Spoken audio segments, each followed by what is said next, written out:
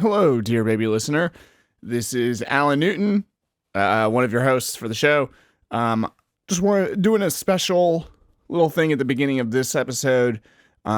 First of all, the normal stuff. The show is produced in association with the network. That's bicbp-radio.com, not -com. That won't get you anywhere. You can find our show and other great shows at that website there.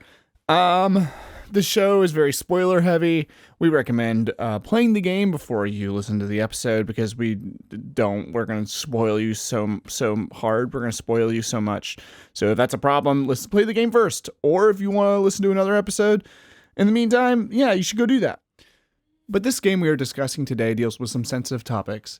So by extension, this episode features some discussion of sensitive topics, more so than we usually do in this podcast. So this is a content warning for substance abuse, child abuse, and discussions of racism. Listener discretion is advised. Q, hey, Q. Yes? I need, next time I see you, can you please remind me to give you an actual pop filter? What's wrong with my sock? It's a good sock, man. It's an actual sweaty, discolored gym sock on top of your microphone. Fine, dude. Look, it's got full 360-degree coverage. Yeah. It's a nice material. Yeah, tell me the specs. Tell me on your sock pop filter. It's a short heel, long ankle. It's a good sock. It's got wicking power, so your foot doesn't get sweaty. So when your microphone's sweating during a long recording. I don't know if it has a brand name Well, on it. I mean, maybe you get really into it while you're recording and you start sweating onto your microphone, and then you have the sock there to help with that. Yeah, and the sweat wicking works by just like proximity. Like it doesn't have to actually be touching. It wicks your sweat away just by being near you, like a force field. Correct. It's a sweat wicking force field from the makers of Pop Sock. See? There's a whole market for that. Yeah. I kind of love the idea of just like going out, like buying a bunch of socks on AliExpress and then turning around and selling them as Pop Sock, the new, the cheaper sock as a pop filter for your microphone. There is, this is an actual true story in Atlanta, somewhat close to where we live. I don't want to dox myself, but there is in a large parking lot, there is a van that is permanently parked there that on the side says 50 socks for $12. And it's like a sock van. Way. I've never had the courage to go inquire about to go to the sock van, You man. really do, yeah. What are you doing out here with more expensive socks than that? Yeah, exactly. I'm just wasting all my money on all my. Imagine I could be so wealthy, a man of means, if I hadn't wasted all of my material wealth on $4 packs of socks. Yeah. For $6. Well, and that's ridiculous. that's the perfect base for the Pop Sock product. You just buy a bunch of those. Exactly. And That's what then- I'm saying. I'm synergizing. For like $50, you've started a multi-million-dollar business. Guys, I think this is it. I think we've cracked it. I think we're gonna this is it. Like this, scrapping the podcast. Scrapping. I'm quitting. I'm quitting my job. Yep. I've already quit my job. I just sent it on my phone. Terrible resignation letter. I burned a lot of bridges, and we are going to go. It's fine though. You're never going back. We're gonna flip socks. Like we're in the sock flipping business. We're gonna buy these socks on the cheap, repurpose them as pop socks. Pop Sock Nation. Let's go. I think it's a good plan. Getting some water. There we go. You mean your bong? It's my water bottle. It's your That's clear. That's clearly a bong. What's on your water bottle? I What just is have that? like stickers from different artists that I like. So we got like a little ghost. Oh, wow. It's Team Rocket. Oh, that's so Princess adorable. Peach. That is not Kirby, a bong, Figgy. It's Rouge a the Bat. stein. A little cat. It's a chibi stein. It's like a thermos. It's really cool. It's double walled, so it like keeps cold in really well. So I'll like put some ice in there at the start of the day, and it's just like there the whole day. Have you considered putting a sock on it? I help haven't, further but now I insulate it will. from Oh, the world. that would be pretty good insulation, especially if it's got wicking power. And some flavoring too. Yeah. It'd be a huge sock. You need like a sock for an elephant. Well, who wears those Christmas socks? The ones you hang up by the fire. What are those Stockings. marketed towards? Stockings? Did you forget the word for stockings? Socks. I'm just saying, go get some of those. Those are nice. Yeah. Decorated the Christmas pie and hung the Christmas sock.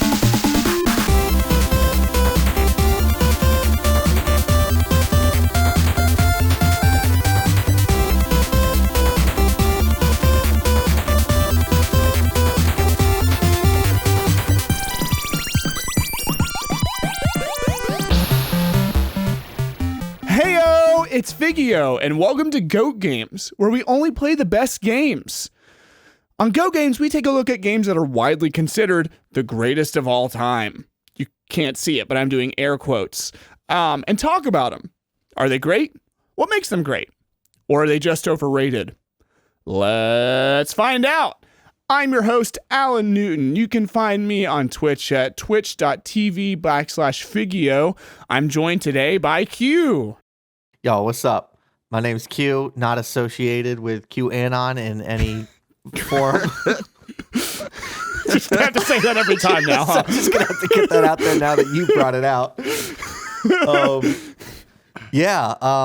And you, that's it. What's up? Wonderful. Yeah, that's it. Short and sweet. Love it. And I'm joined today by Rob. Yeah, I'm Rob, Super Captain Rob on Twitch. I'm a variety streamer, accidental just chatter, and somewhat overweight man who is on a fitness journey that you can help with. Ooh. Which all you need to do is come to my channel, twitch.tv/supercaptainrob, and by redeeming channel points, which you can get for free just by watching, you can make me use this shake weight live on my stream. It's all about exercise and health, and it has nothing to do with the fact that my chat thinks it's funny to pick embarrassing moments to make me look like I'm pleasuring a giant disembodied robot penis. Oh, God. Come hang out. That's I'd weird. love to Wow. say hi. That is incredible. It's been a Every really fun time. redeem. Yeah, I have not been in on a Rob stream lately, and now I realize that I am missing out. If you're not on Rob streams, you're perpetually missing out. Any moment that you're not spending watching Rob, including sleeping, including spending time with your loved ones, including working, is wasted time. It's true.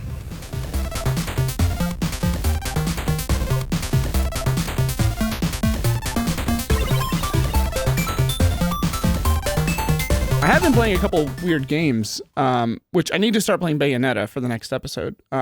2. Right. Okay. Bayonetta the second coming.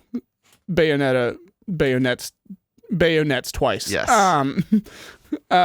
What games? Have any of y'all did any of y'all play the game Immortality?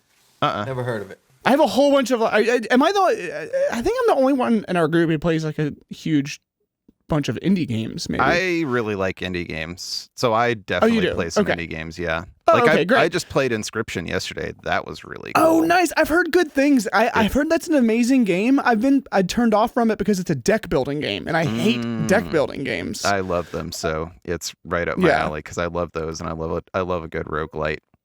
So But I hear, that it's like very. it's a lot Even- more simple and accessible than any other deck building game I've played before too. So like, if you have any interest in it, I think it would be a good way to learn. Yeah. So. Have you gotten to any big twists in it yet? Because apparently it's Not like yet. a game that. Okay, I won't spoil. Yeah, I don't I've know heard what the it's very spoiler. crazy. Yeah, I don't know what the spoilers are, but apparently the game just like flips on its head multiple times throughout the game. So I don't know what they are, but I've been playing. Me and Miranda playing Immortality. It's a Sam Barlow game. Highly recommend it. It's really weird and fucked up. Wait, is that's that weird one with the videos and stuff? Yes, I Yeah, saw you yeah. play a little bit of that. It's barely a game. It's more like an interactive movie thing, where like you are slowly unraveling the story of this actress by going through her film, like history, looking at like clips of her film, and then there's this whole secret story. anyway, it's pretty cool. That sounds It's a also lot not- better than the last interactive movie that I saw. Which was? It was called, let me see. Okay, give me a second to find the whole title of it because it's a genuine mouthful. Oh man, speaking of movies, Q and I and our spouses and friends watched what were the 2 Christmas movies we watched, Q? Oh boy. The Wedding Planner. The Wedding Planner on Netflix was the first one. It was, if you like movies that are so bad they're good, I highly recommend The Wedding Planner. It was so bad. It was delightful. It was an ending And you then- will never forget. Yeah, it was wild. It was a wild ride. All right, I found it. So for Wait, what is context, it? we found this. This is a full motion video game that we found because there's actually a category for it on Twitch. And it's called Sonic the Hot Dog, the Movie, the Game 2.1, Electric Boogaloo 2.2, version 4, the Squeakquel VHS Edition, Director's Cut, Special Edition, the Musical, and Knuckles, the Game. No shot. Hold on. Hold on. You can like How do only I- find like YouTube recordings of it now. You can, so we found it on Steam and also on Google Play. And it's there, but if you click buy on it, it won't let you buy it anymore. But you can like Not safe find for human consumption. The FDA took it off the shelves. What is it? How do I find what if you look for Sonic the Hot Dog, you'll find it. Honestly, I don't recommend Okay. watching it. The title is the funniest part of it. Okay. Oh, okay. It's So like- it doesn't It's deliver. like pure cringe. But yeah. Well, it sounds like it's self-aware though, no? It's self-aware, but it's like so self-aware. It's like I don't know. It's like it's very lol XD random humor. If you get what I'm saying. Oh, yeah. I do know what you Which mean. like when you like see that makes sense with the title. But yeah. apparently the company that makes it though makes other games. So they had ones like I don't remember. I think one of them they had on the PlayStation 4 was called like I'm in love with your grandmother or something. So I don't know. They make other full motion video games. Oh, good.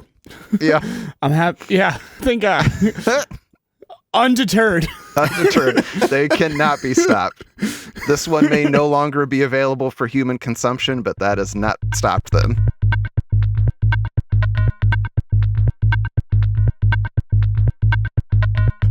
Dear sweet baby listener, today we are talking about the game Disco Elysium. I've prepared a little statement. I'm bringing us back down to earth. Our statements have gotten too big, too grandiose, too overwrought. I just wrote some honest words with a plucky attitude, and I'm just gonna say them. Okay, I don't have a cool production thing like Steve. I don't talk about how this game like saved me from like a burning building or anything like that. Like it's just a good game. I'm just gonna talk about how this game is good. It's not written Okay. from the perspective of our limbic system. No, Rob, I literally had that idea though. I was going to do that. That was literally my idea, but then I was like, first of all, I don't know if I can't write as well, and I definitely can't act as well. If I do that, it's going to be cringy. Like that's what but I had that exact same idea. I was going to try and do like the like voices and shit, but I knew I wouldn't be able to pull it off. Thank you, Rob, for looking into my mind, seeing my idea, and then exposing my mediocrity. I think it's just that okay. great minds think alike. I feel like we're Yeah. already that's talking about the game. Just the way this is all breaking down. I feel like this that's game- fitting for what this game is, though. Go ahead, Vicky. Yeah, we'll stop it's true. interrupting you. No, please interrupt me. It's funnier when you interrupt me. Okay.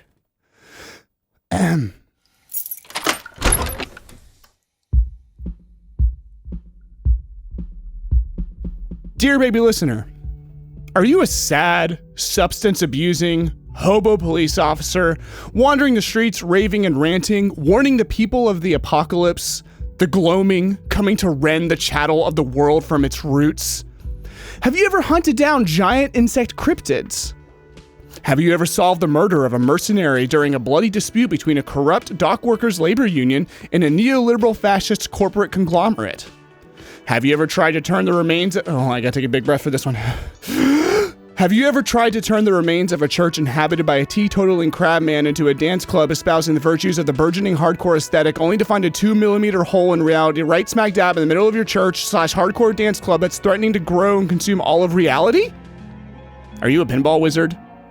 Have you ever spent days hunting down the perfect, devastatingly tragic song to subject a bar to hearing you sing on karaoke night? Have you ever had your heart broken so thoroughly that it's easier to forget all of reality than to continue remembering the way things used to be?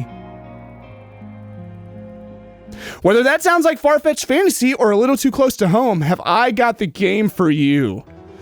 Disco Elysium's world was originally conceived by Estonian writer and musician Robert Kurvitz and his bandmates one drunken evening in 2001. Reportedly while playing DJ Tiesto's rendition of Adagio for strings on repeat all night. The game was originally envisioned as a tabletop RPG, but that project ultimately didn't go anywhere. And then the world was repurposed for a commercially unsuccessful novel written by Kurvitz. It's actually written. I think you can get it, but I think it's all not in English. So, finally, the idea was reconceptualized as an isometric detective game with reactive storytelling in the vein of Planescape or Baldur's Gate, despite Kurvitz having little experience with video games prior. The game was released to critical and audience acclaim, winning multiple awards and winning Game of the Year from several publications. I had trouble finding the exact sales figures of the game, but it seems to have done well commercially as well. In Disco, you play as Harry Dubois, aka the Human Can Opener, aka the Firewalker, aka the Icebreaker, aka Raphael Ambrosius Gusteau, aka Tequila Sunset. You awake after a breathtaking bender with complete amnesia to not only recent events, but to everything. You soon learn that you are a cop who was sent to the neighborhood of Martinez to investigate a murder. You soon meet Kim Kitsuragi, who becomes your police partner through the game. As you meet the inhabitants of Martinez, you and Kim unfold not only the mystery of the murder, but also the mystery of the beautifully realized world of Elysium. And most intriguingly, the mystery of who you are.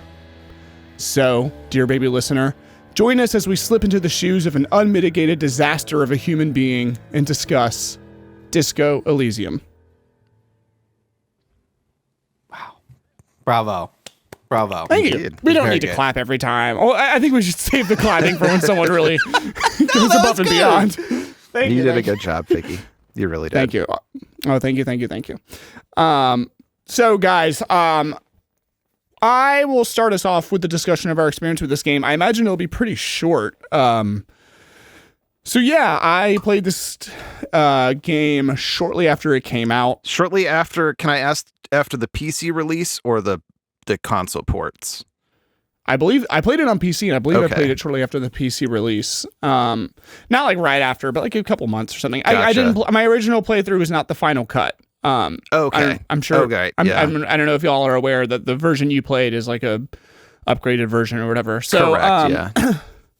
It's become, and I fell in love immediately. This game, I love the aesthetic and the writing of this game. It's, if you're, I think it's really, really pertinent to our like cynical, sarcastic generation, and just the kind of like sad boy aesthetic that so many like people have.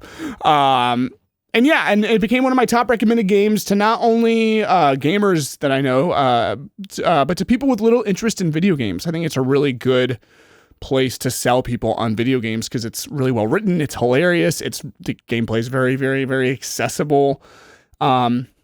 It's so well written that someone could come into this game knowing nothing about video games and extract so much value from it. So yeah, I mean, my history is basically, I mean, like, this isn't like a classic game that like I grew up with, or a game that like, altered my life in some way like some of these other games have been. This has just been like a good game I played recently, and I evangelize and proselytize its virtues to anyone who will listen. So yeah, I like it. It's a good game. Is it a GOAT? I don't know. Maybe. But Yeah, so that's my experience. Rob, why don't you talk about your experience with the game? So I had been hearing about this game for years and thinking I should really give it a play. I know like a couple of my favorite video game critics, people that I really respect, like Zero Punctuation and Michael Swaim, both like absolutely sung the praises of this game. But I just like, it seemed like a daunting task to take on, and it is very different from like most games in terms of how you play it. So I did just like never set the time aside until we decided to cover it for the podcast. So yeah, this was my first time playing it. It was a really good experience. I absolutely loved it. And yeah, I don't know. That's like my whole experience with it, but I'm excited to get into the details of it. Heck yeah, totally. Q. Yeah, I didn't really know what this game was until I picked it up a month ago and started playing it. I've heard Figgy talk about it here and there, but didn't know too much about it. So anyway, it was definitely different. It is one of the most unique games I have ever played, video game wise. There's definitely nothing quite like the experience of Disco Elysium, and I did stick it out, and I beat the game. It's a pretty long game. At least if you are curious and try to explore and don't want to just blow through it, it's a big beefy game. There's a lot to unpack in there, but it was pretty fun. I had a great time overall playing it. It is much longer than I remember. I remember it being like a pretty quick, jaunty. Not jaunty. That does not describe this game at all. But I think part of that could be though, because you said you played it before the Final Cut version, right? Which would not have been correct. voice acted, and the voice acting in this is legitimately worth listening to. So if you listen to all of the voice acting, your playthrough this time would have probably been much longer than it was, because you can read faster than you can listen. Yeah, that probably is a part of it. I was also like, because it was my second playthrough, I also was really thorough in trying to make sure that I did most of the big things you can do, and I may have had to save scum to do that, and I'm not, but I'll just head that off at the pass because I know that's going to get asked. I have precious little time on this blue cinder that we call Earth, and I want to spend it enjoying things the way I want to enjoy them. And so I, was pretty thorough in trying to see everything that I could. But yeah, it ended up being a much longer experience than I had remembered it being. Let's start getting into the meat of this game. Of this game, we'll start with visuals. So we'll start with visuals. I don't know. How did y'all feel about the visuals? I personally really, really love the aesthetic of this game. I thought it was the whole great. game. Yeah. Yeah, I love the painterly kind of like aspect of everything. Like I love how everything is this kind of like, I'm not particularly well versed in the technical aspects of art and painting necessarily, but the whole thing just feels very painterly. Feel like water, sure. like kind of like a weird like smear of like watercolors and stuff. Like and has this. It has like, the kind of like expression. faded quality you would expect from a watercolor painting. Yeah. Yeah, exactly. And the whole thing just kind of exists in this like, I don't know, like visually like this like liminal kind of like expressionist, barely detailed kind of like visual aesthetic that I think it looks really, really great personally. So specifically I love the portraits of all the characters. I don't know if you took time to look at them. You can look at like there's like a gallery where you can look at all of them, and each of them is like so gorgeous. Like I'd hang any of them up on my wall like as is, and then like they do such a good job of capturing like they're all a similar style, but they all capture the like kind of like vibe and like emotionalism of each character like so like beautifully and also like succinctly. So it's a couple of things I noticed. Any guys what did y'all notice about the visuals? Anything at all? Go. I remember being like kind of shocked when I first started it at like what it looked like, because I'd been hearing about the game, but like had seen the box art, but that was it, and like didn't expect it to look the way that it looks, because it really doesn't look like anything else. Like there are other games that have a painterly art style to them, but this is a game with a painterly art style that often, frequently tries to express the ugliness of what is happening in its world visually in a way that I have 100%. not seen a lot of other games do, especially games with a painterly style. And I remember being like kind of taken aback at first, where there's like this weird juxtaposition between the care and beauty with which it's painted and the ugliness of what is being depicted. But I think that's like one of the many like beautiful things that this game does well is it uses those visuals to create both high and low points in terms of what you're experiencing. So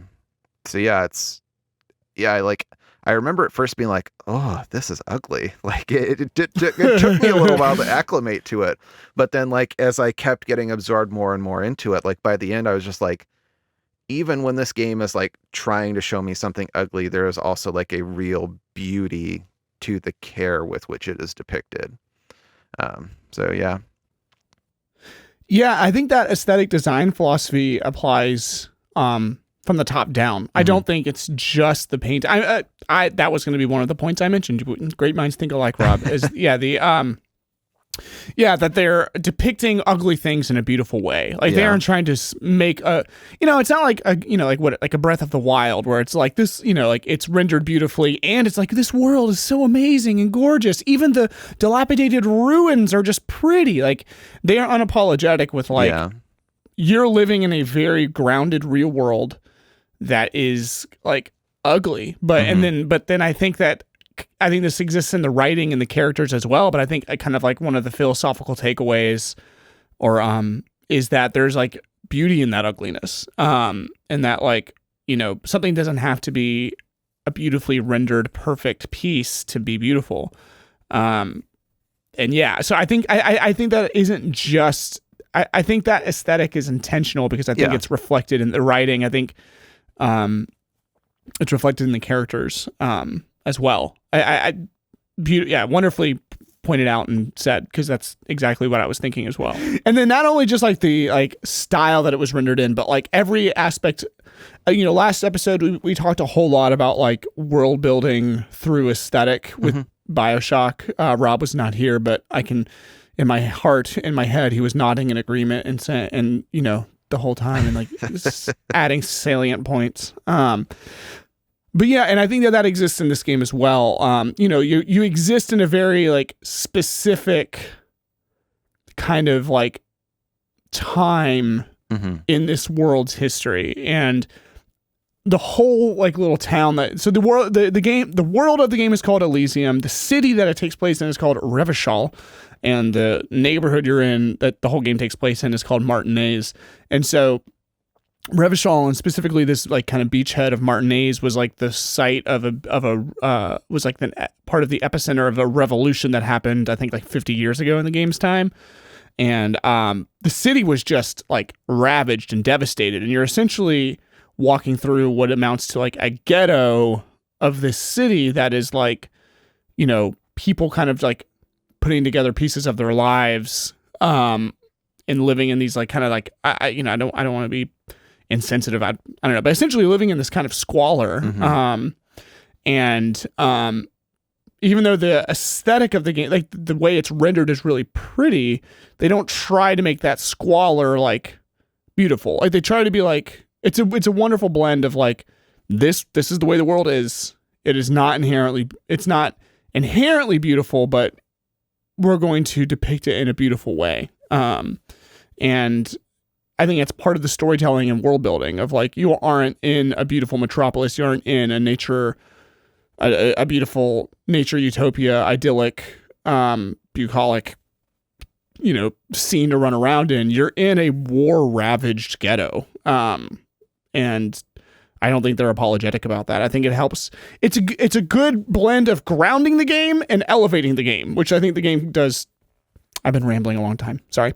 The game does a good job of being both grounded and elevated at any given chance that it has a chance to. So, sorry, I did not mean to talk so long. You guys gotta stop me when I talk for a long time. Someone has to jump in and save me from myself. Because I just start ranting and I don't stop. I think it's really cool. The art style, it's almost two different art styles from the portraits and then what you actually see in the 3D part of the game are slightly different.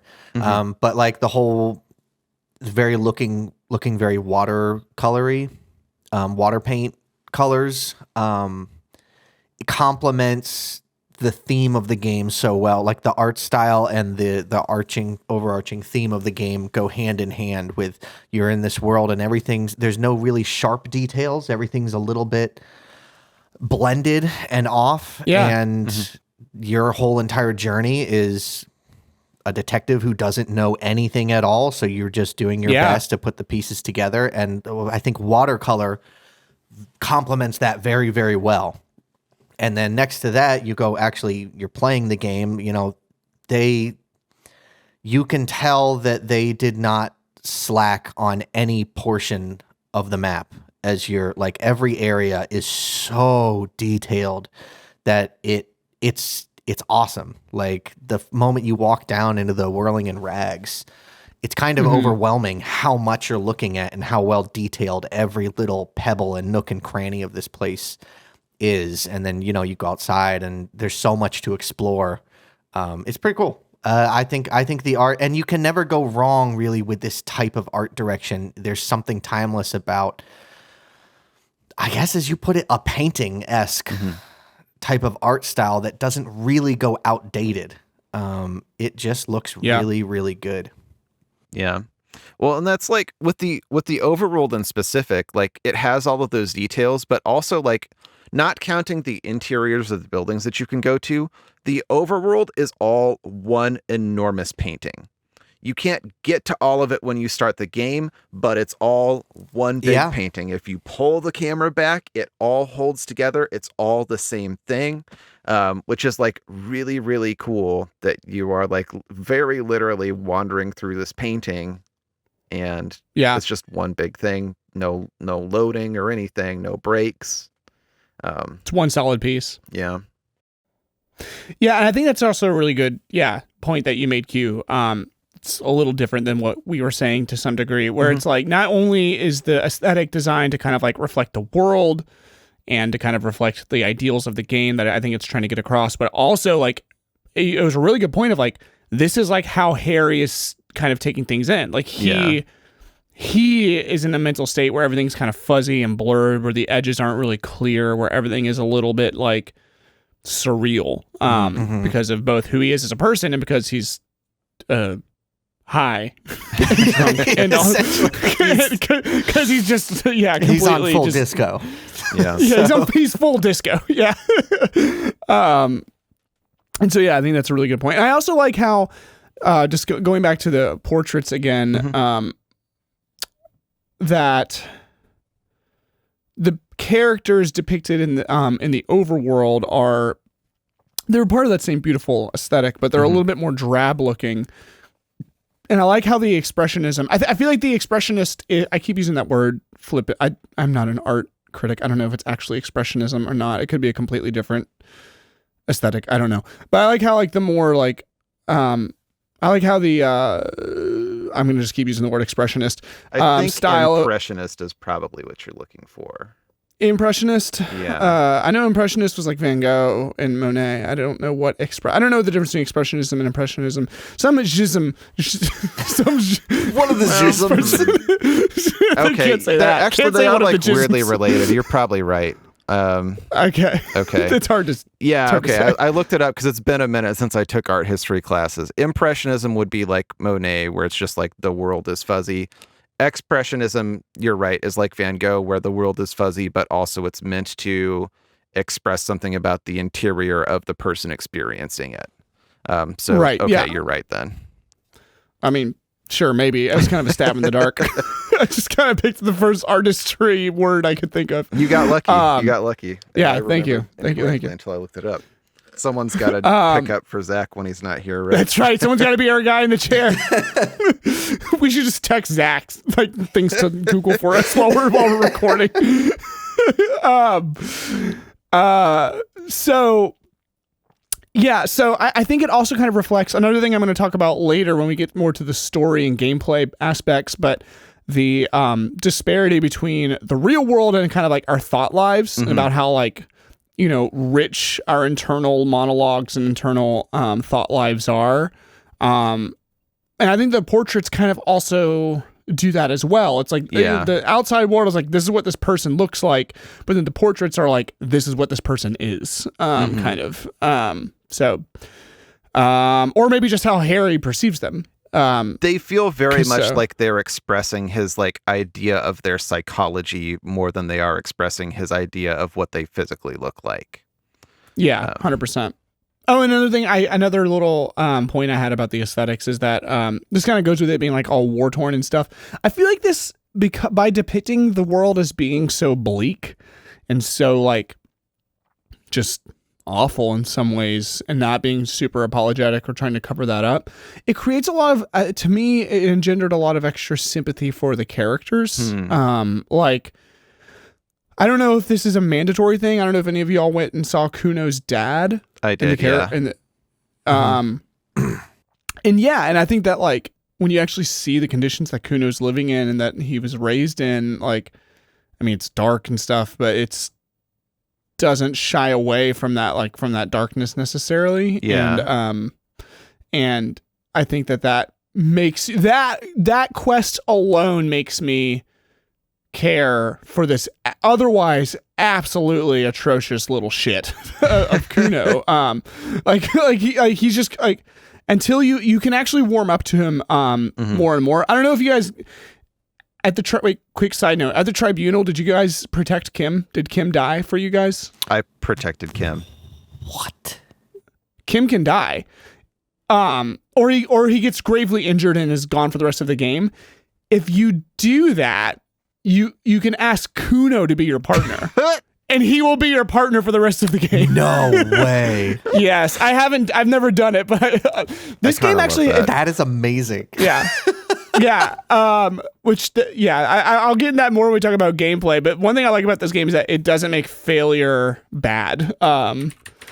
Anyway, Kuno's otherwise generally shitty, but then when you go to his apartment and you see this, like, the conditions that he's living in and raised in, it engenders sympathy. And I think if they tried to make the world pretty and try to make everything like just like nice to look at a first glance, they would lose some of that. You know, they would lose a lot of the sympathy and empathy that kind of realism brings to the table. I mean, I guess to give people who have never played this game an idea of how bleak this world is, the character that Figgy's talking about, Kuno, when you first run into Kuno, he is in this backyard of a cafeteria / hotel, and there's a dead body that's been hanging from a tree for 7 days, and this kid is just throwing rocks at it. Like, that is the darkness and bleakness of this world, and the game does not shy away from that. And depicting that. And the kid gets worse from there. Yes. He gets so much worse. Yeah, when you talk to him, he's just the worst. Another thing you can do if you fail a check is you can shoot and kill Kuno. Oh, man, I did not realize that. What the fuck? So there's a point when you're trying to get the hanged man down from the tree where one of the options is to shoot it. I did that. And I think if you critically fail or fail under certain conditions, you miss and you accidentally shoot Kuno. Oh, man. So again, I may take that out because it's about killing a kid. But I mean, it's also like an important part of understanding like what this game is like. Heyo, it's Alan Newton from the future editing the podcast. Quick correction, I was wrong. You cannot actually harm Kuno on accident with the gun. It's actually his partner Kuno S, the little girl behind the fence, who's actually the mastermind behind a lot of Kuno's awfulness. You can accidentally harm that person. Doesn't make it any better, but just want to get the facts straight. All right, back to the show. Yeah, the game, but I want to say, this is something for the game, for the story and writing part. But I'll kind of preview it here. I think this game gets away with a lot of like darkness and seriousness because it's also like, it also does levity and humor so well. And there is a level of abstraction to its world too. So yeah. But it's not just edgelord for edgelord's sake, For sure. which we can talk about later. Let's go ahead and talk about the audio of the game. Does anyone else want to open up the floor? Or, should I talk about this? Should I go ahead and get us started? Go ahead and get us started. You got it. Get us Okay. started. So, I mean, honestly, okay. I go to great lengths to try and make the audio aspect of our podcast like interesting by interspersing different like. I don't have a ton to say about the audio for this game, except that I mean, I do love the music of this game. The main bulk of the soundtrack, or maybe all of it, is written by British Sea Power. This like European like kind of like indie punk or indie rock band. Love their music. The Whirling and Rags theme particularly stands out as being like really great.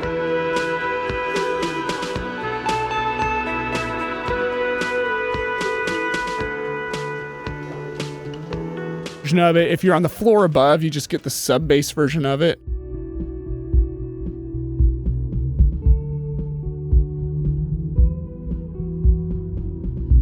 How if you come back at night, you get kind of like a remixed, like sparkly, gentle version of it.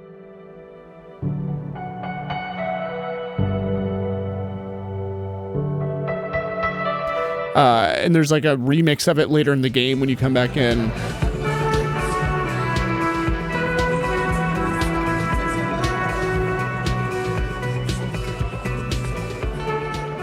The music is just done very, very effectively.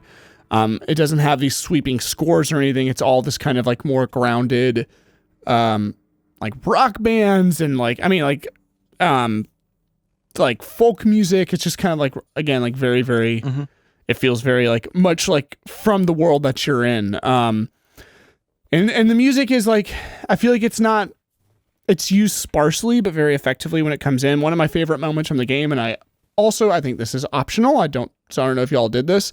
When you're on the boat to go to the final island, there's the option to have Kim drive the boat and you stand at the front blaring sad FM radio station on a big boombox. And it's just this like incredibly depressing, tragic like montage as you boat over to the island. I love that. Yeah.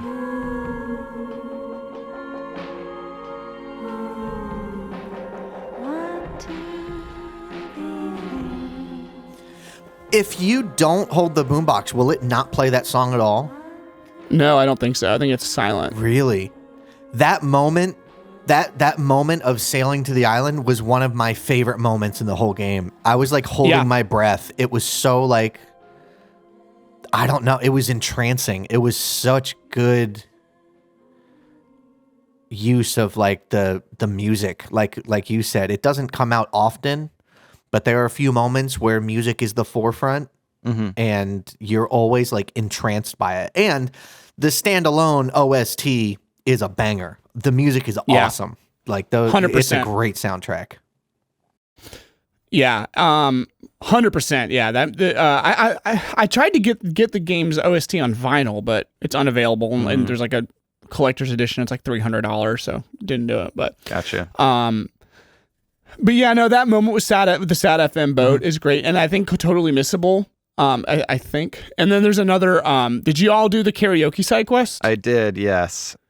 Did you succeed or fail? I'm getting the feeling you I failed so bad. Oh no. So bad. I am curious if he actually sings any better if you don't fail it. Though. Yes, it's the other voice. So.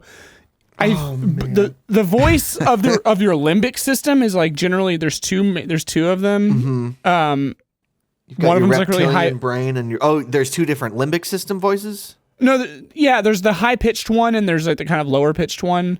And I think if you fail the higher pitched one, well, I guess it's not the same voice, but like you get this like super squeaky like that was me. Oh no. I would often go there.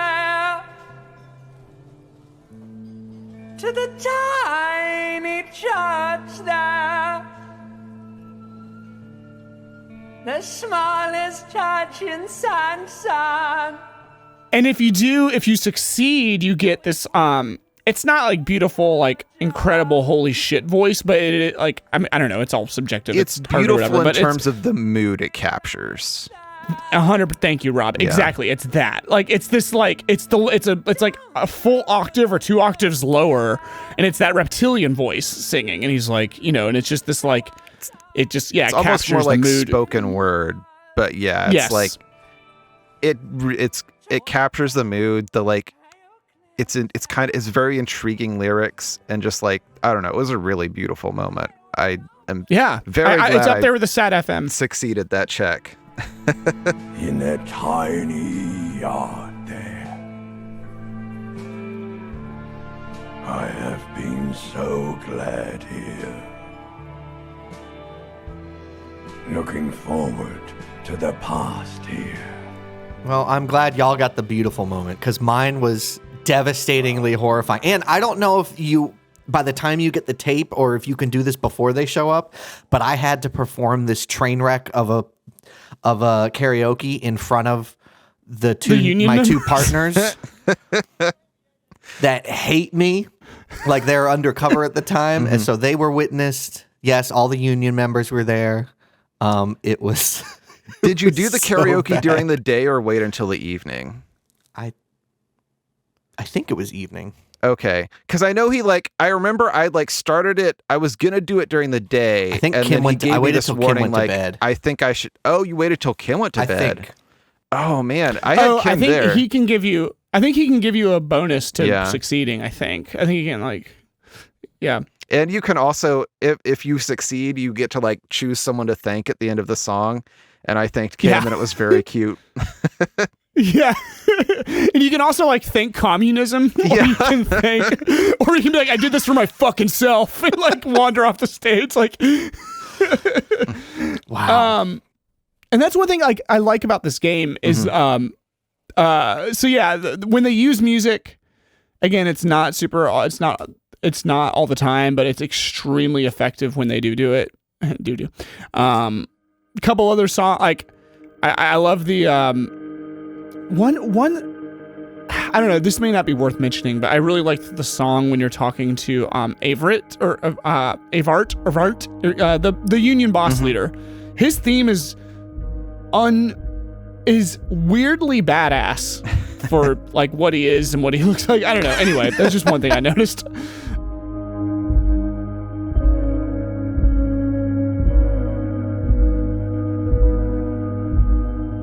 The Dice Maker's theme is really, really sweet and captures her spirit really well. I loved her as a character. She was just... Did you guys meet the Dice Maker? I did, You can miss yeah. her entirely.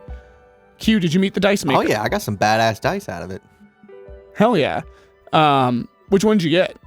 They remember? were like disco dice, like sparkly diamond disco dice. Wait, what Fuck did the yeah. dice do? I met her, but I didn't get any dice. Oh, they just look Yeah, you can- badass. No, you can buy dice from her, and they open up certain checks and make it more likely to succeed certain checks. Oh, Depending on which ones you get. that would have been She nice. so gave you- me a pair, and then I ordered a pair, so I had 2 sets Yeah. of dice. I did that quest Yeah. like really early, so like every day I was still struggling to like pay the rent at G.O.A.T's. Oh, yeah. So I was like, I can't afford to buy these dice, and then I just like never came back. Speaking of paying the rent at G.O.A.T's, did you guys ever not pay the rent and go sleep in the dumpster? Yeah. I didn't know that was you an could just- option. I I got the kept like, paying just- it until I got a new place to stay at. yeah. Right. You can just fully embrace HoboCop and go sleep in the dumpster, but you die immediately from lower morale. So it's like actually a fail state, but you can have the option. It's like the dialogue is just super up and like the choice is like just accept it and crawl in. Like it's like, My gosh. but so kind of talking about the karaoke, one thing I like about this game, and again, this is another episode of the podcast where at least I, and I guess we are kind of like keep coming back to like the story and the writing when like we were talking about other topics. One thing I like about that this game does really well is that it every little side quest is super engrossing and I want to do it. Like, you know, you're there to solve a murder. There's a, you know, and there's all this other, there's literally you just learn about the end of the world coming up. There's like this war going on like between these two factions in the city, and yet they make finding the right song for karaoke and performing it well feel like, one, super fun, and two, like incredibly significant. And I love that like the game like lets you like, you know, it just knows how to make everything you do feel important, and it's fine to take the time to have like a character moment, and it executes it really well. I think the karaoke quest is a really good example of that. Like, you know, you're not just like, I don't know, because other games do that. I feel like big epic games do that, but I find myself rarely caring about the side quests of a lot of those games. Maybe that's a problem with me and not those games, but this game made me care about every little side quest that I was given. Yeah. So I guess we can talk about gameplay now that since we're kind of. And does anyone have anything to say about the music? So this is music, but sound? I guess like, do we want to include the voice acting in audio? Yes. Oh, because I like, think 100%. just sound in general we should talk about. Yeah, no, we can stay here for a little bit. We can pitch a tent in Soundville. But before we jump into the voice acting, because that's going to be a whole thing. I really did like some of, what would you call it, the Foley work. Some of the sounds of interacting in the world were very, very pleasing, and in particular the sound of your checks, of your success or fail, of the dice rolling. It is such a satisfying like sound that you just get used to. It's so like crisp and like, ooh, yeah, there it is. Yeah. And like, you know, when you pass a check, you feel like a good boy, like you did it right. Yeah. Yeah.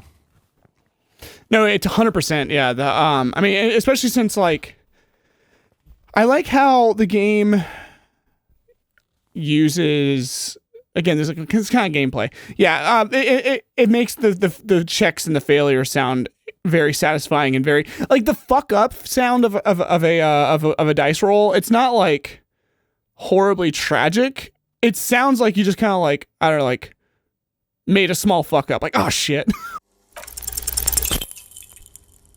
Like, I don't know. And like, and I think that's, you know, I think that's good. I think that's kind of like what a lot of the failure is in this game. I mean, sometimes you can die, but like a lot of the failure, like, leads to other opportunities or other story threads. So it's not like you know, like, oh, you just killed somebody, unless that does happen. But I mean, it's it can like be emotionally devastating, but it can be emotionally devastating, right? But like ultimately, like it's kind of just like, fuck. Like, and that's kind of like what the failures feel like in this game. There's a term for it in TTRPGs and tabletop RPGs. It might be a video game term as well, called failing forward, which if you're DMing a game or GMing a game and your character and your players fail at something, rather than just giving them a hard stop, you kind of put like a no but, like, no, you failed, but, and you continue to build on like the story and the circumstances with that failure. And this game does that really well. It's not just like, well, you fucked up, it sucks to suck. Like, you know, generally speaking, it makes your failures fun too. Which I think is a good indication of good game design. But yeah, let's talk about the voice acting, because something that was new to dear baby listener, if you are unfamiliar, this game had 2 releases. There was the initial release, and then I think last year they released the quote unquote final cut of the game. The initial one had very sparse voice acting, but was mostly text. And this newer version is completely voice acted, and is so great. The narrator voice, oh my gosh, that guy has one of the most gorgeous speaking voices I've ever heard. Up there with Kratos, but not angry. If Kratos did ASMR, is kind of like the vibe the narrator gives, and it's beautiful. This fan has 2 chain pull switches. One ends in a tiny fan, the other in a light bulb. A truly horrific necktie has somehow attached itself to one of the Yeah, I mean, blades. that's just it's just like it's all beautifully done between like you have multiple interior voices. So we kind of talked about this a little earlier where you have like your limbic system or like different parts of your interior, your reptilian brain, but also like different parts of your own psychology.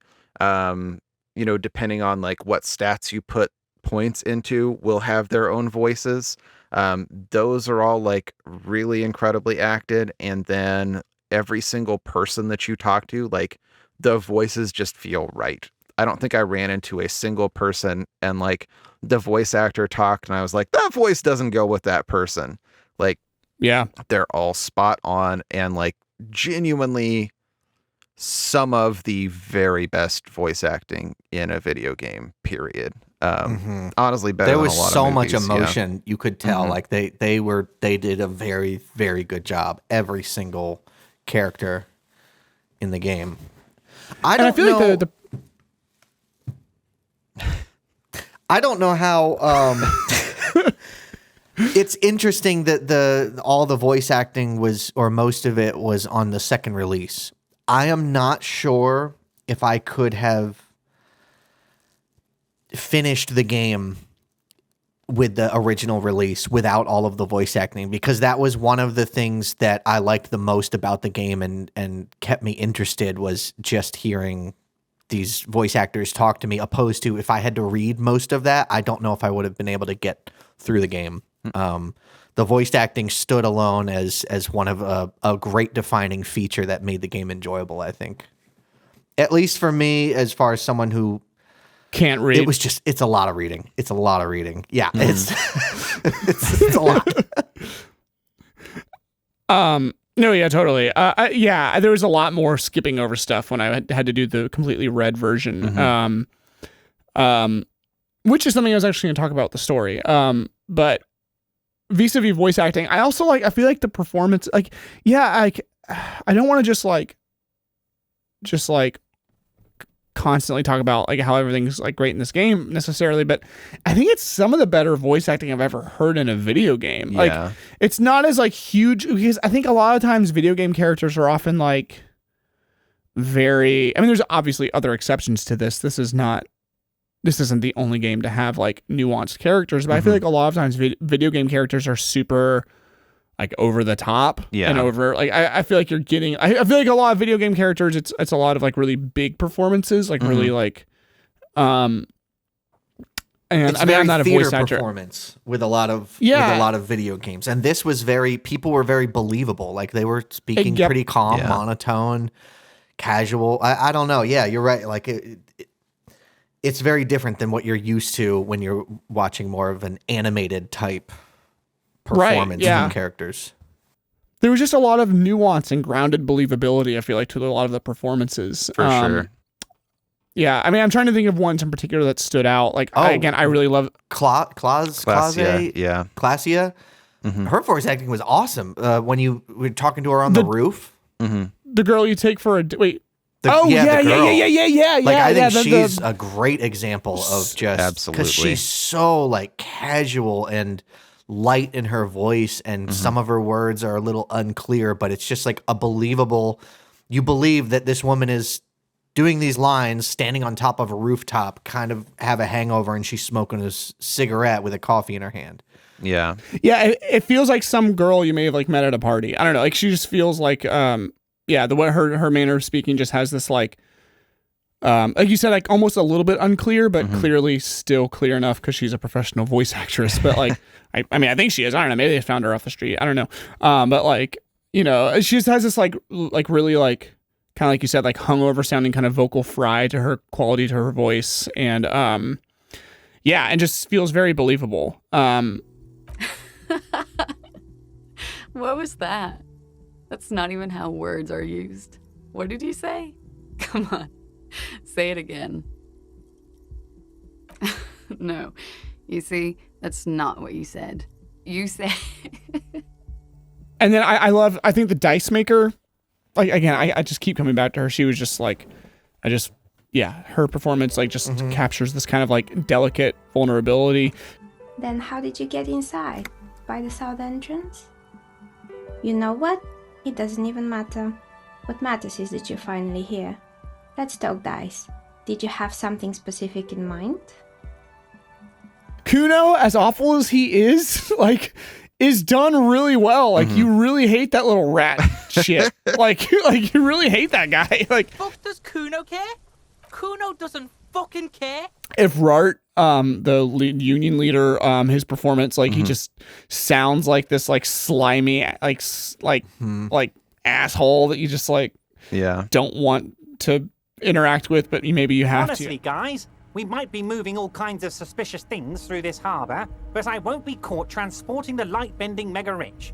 I have a reputation to protect. I don't know, this is really... And Kim, of course, was done... Kim, incredible. Yes, people get that you are the law. You really don't have to keep saying it. Everyone understands you are the law.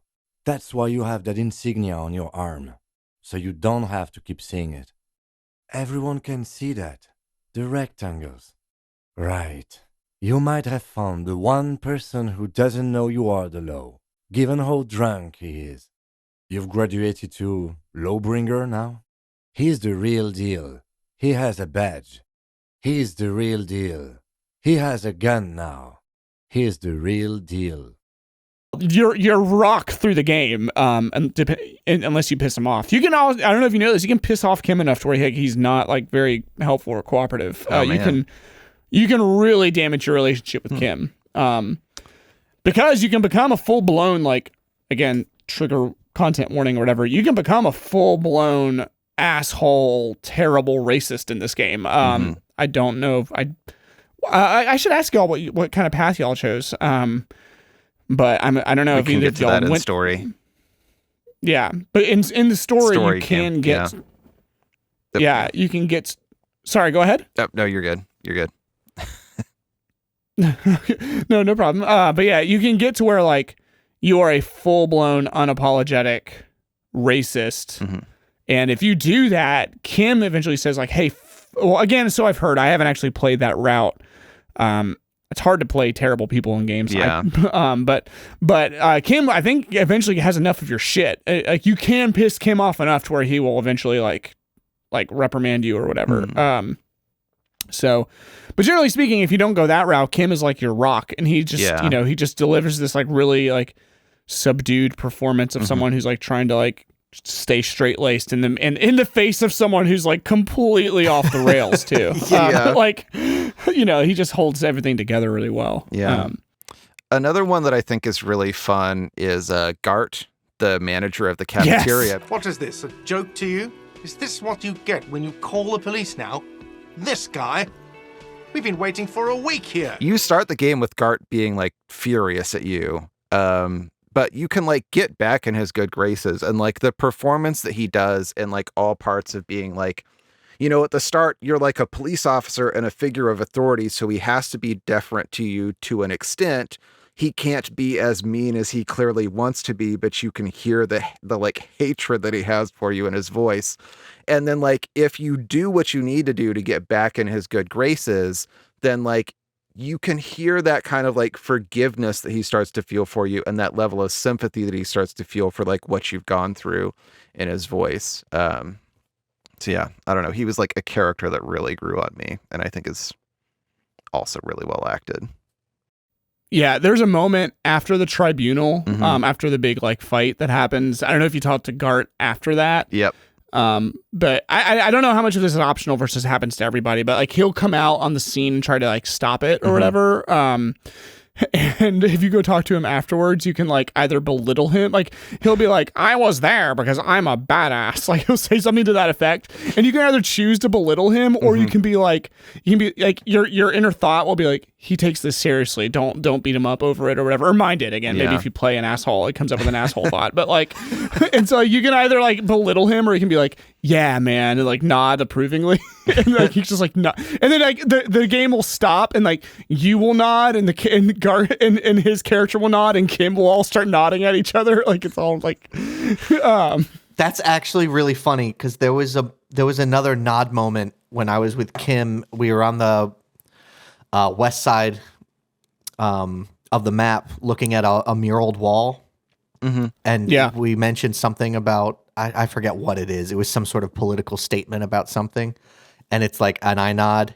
And then it says Kim nods, and then I nod even harder, and it's like Kim is nodding as hard as he possibly can, and like it was a nod off until he just came up. It was so. I don't funny. think I got that, dude. Kim, it was so fucking funny. Did you keep going after Kim stops?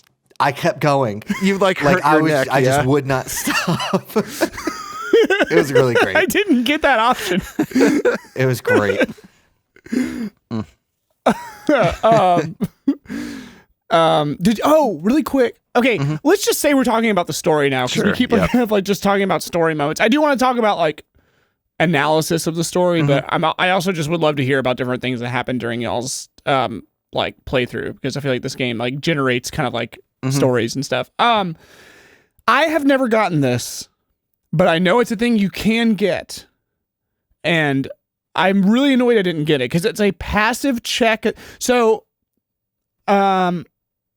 should we talk about gameplay first? I feel like we should talk. I feel like story and gameplay are so interwoven in this. It's kind of impossible not to talk about them at the same time, because like the gameplay of this is selecting what you want to do in the story. Like there's no combat. Right. It's just choosing what option do you want to take, and maybe accounting for like what stats you have, which I guess we can talk about that part. That's like a really interesting system that they use, but like,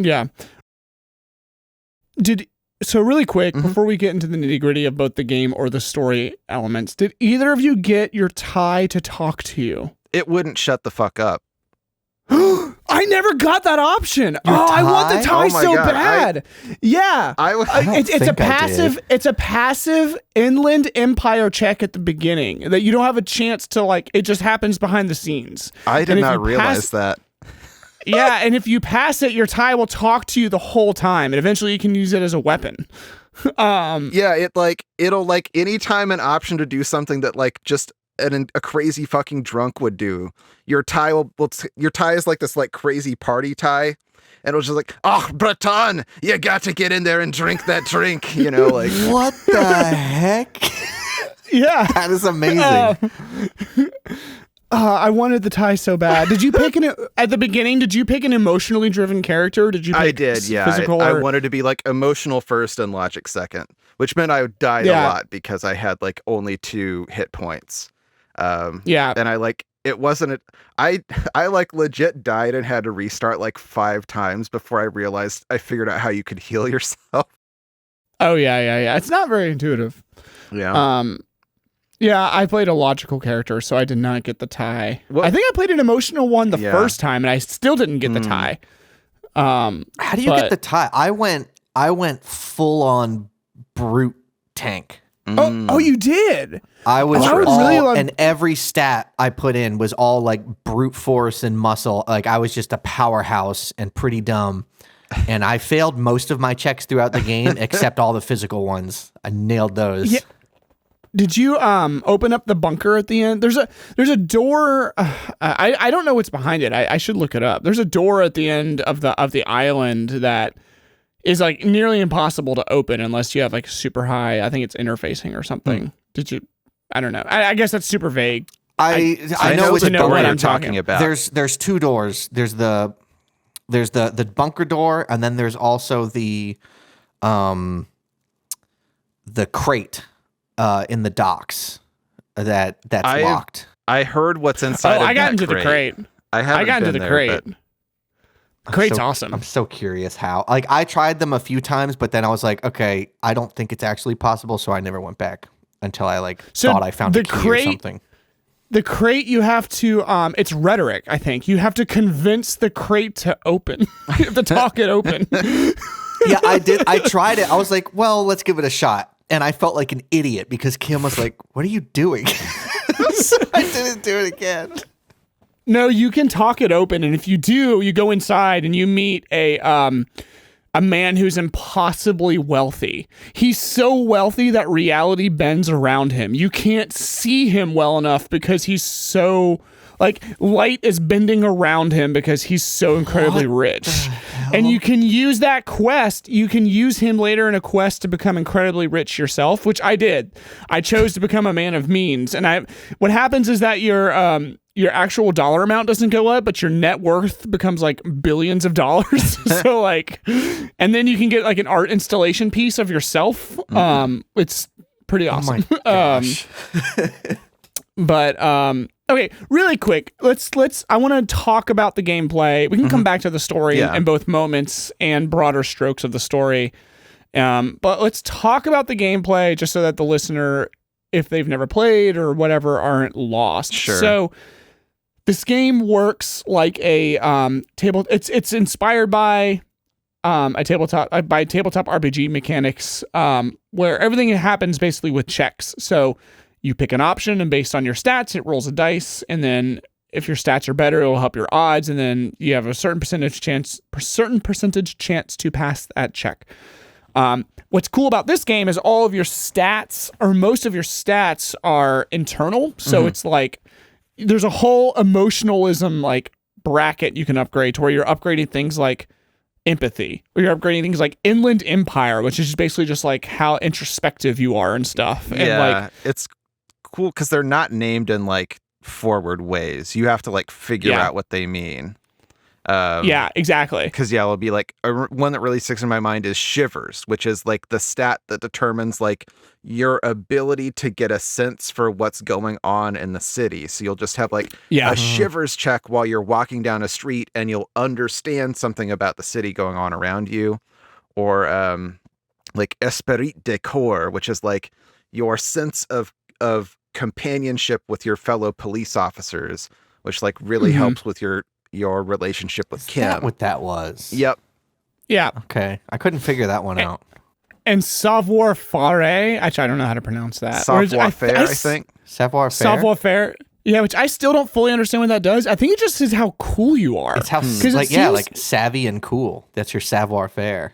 Yeah, I guess so. Like it's like I don't know. I still don't. Yeah, I still don't fully but it also helped me make a lot of money. Savoir faire did. Like that's the, if you choose the money making side quest, like that's the part of you that drives it. That's the one that's like, you got to hustle, man. You got to get out there and get on that grind. Like, and so I don't fully understand all the stats, but I love them. And what's really cool, so again, this is for the listener, an explanation.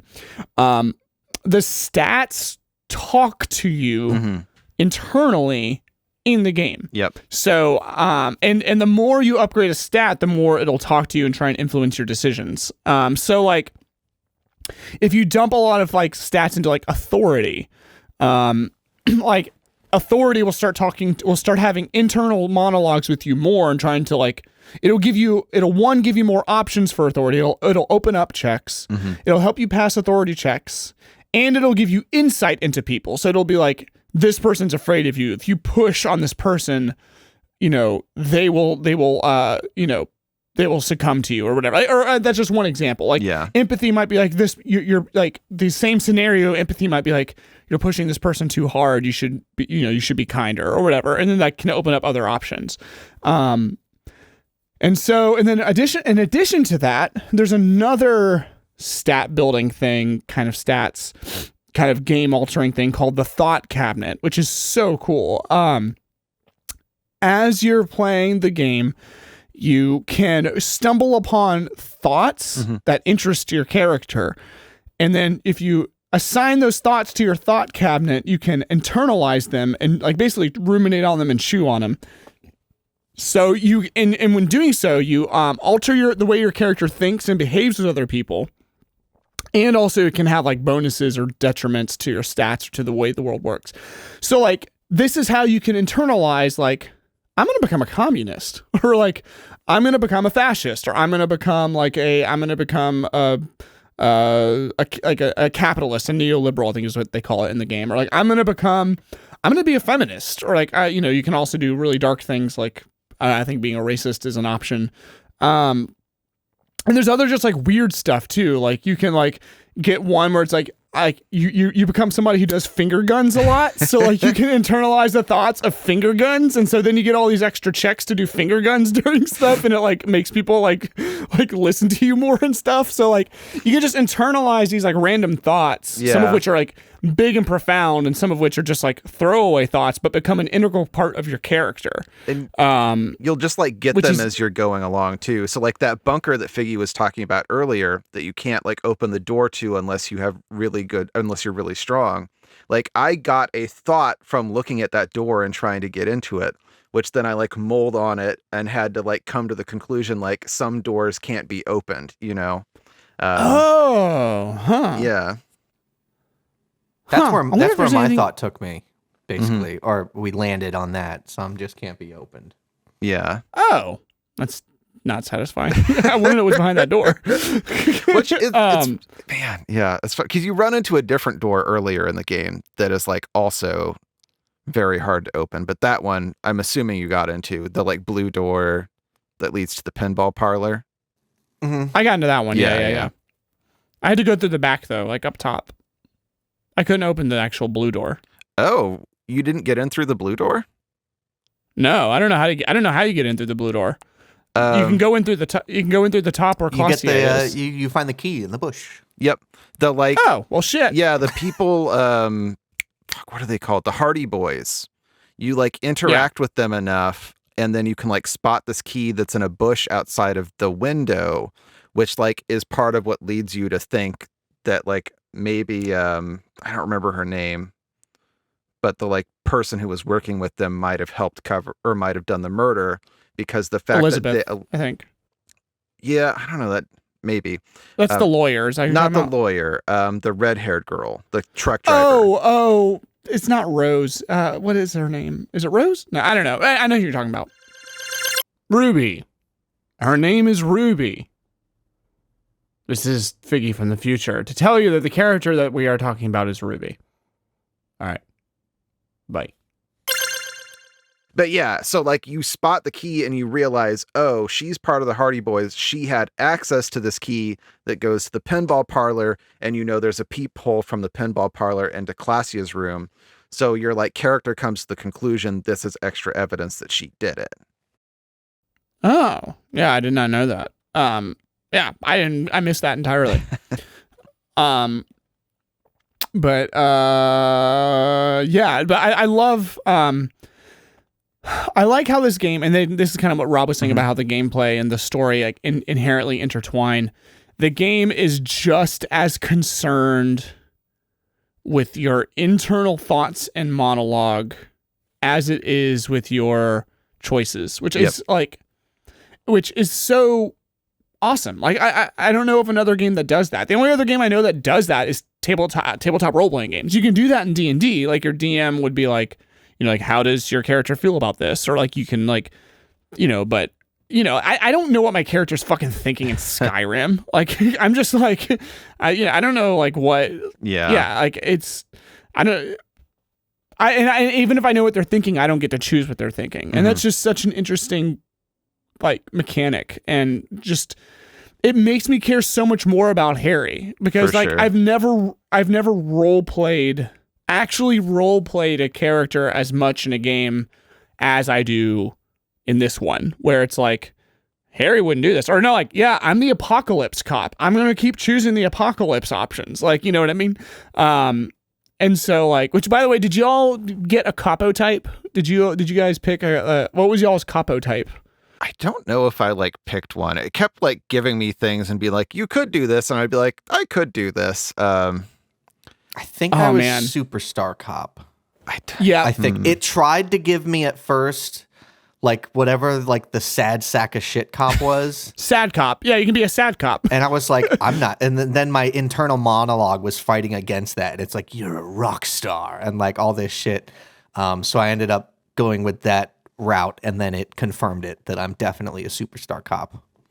Yeah, I went with, you can do multiple ones. So I did I did mostly Apocalypse Cop. Like all my dialogue options were like, you know, the final twilight is coming, like blah blah blah blah, like the fire will come over the whole over all of reality kind of thing. So just saying that in the middle of like ordering a drink or whatever. Like And then my second, and my next biggest one was Superstar Co-op.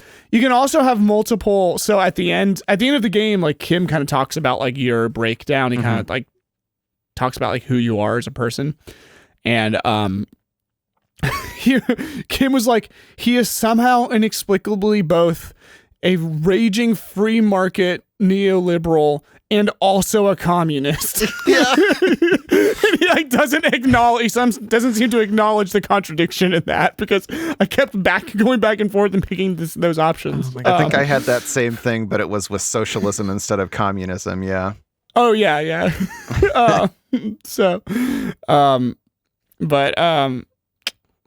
Another thing I wanted to kind of say about the gameplay, kind of getting, we can come back to the thoughts and that kind of like aspect, because I think it's really the selling point of the gameplay. But earlier when we were talking about the painting in the world, one thing I love about this game is I feel like I love this game's world design because it is so small and focused. Yeah. Because like this game is dense in stuff that you can do, in case, dear baby listener, you can't tell by all the random shit we talked about. I also became an art critic. I don't know if y'all became an art cop. I became an art critic too.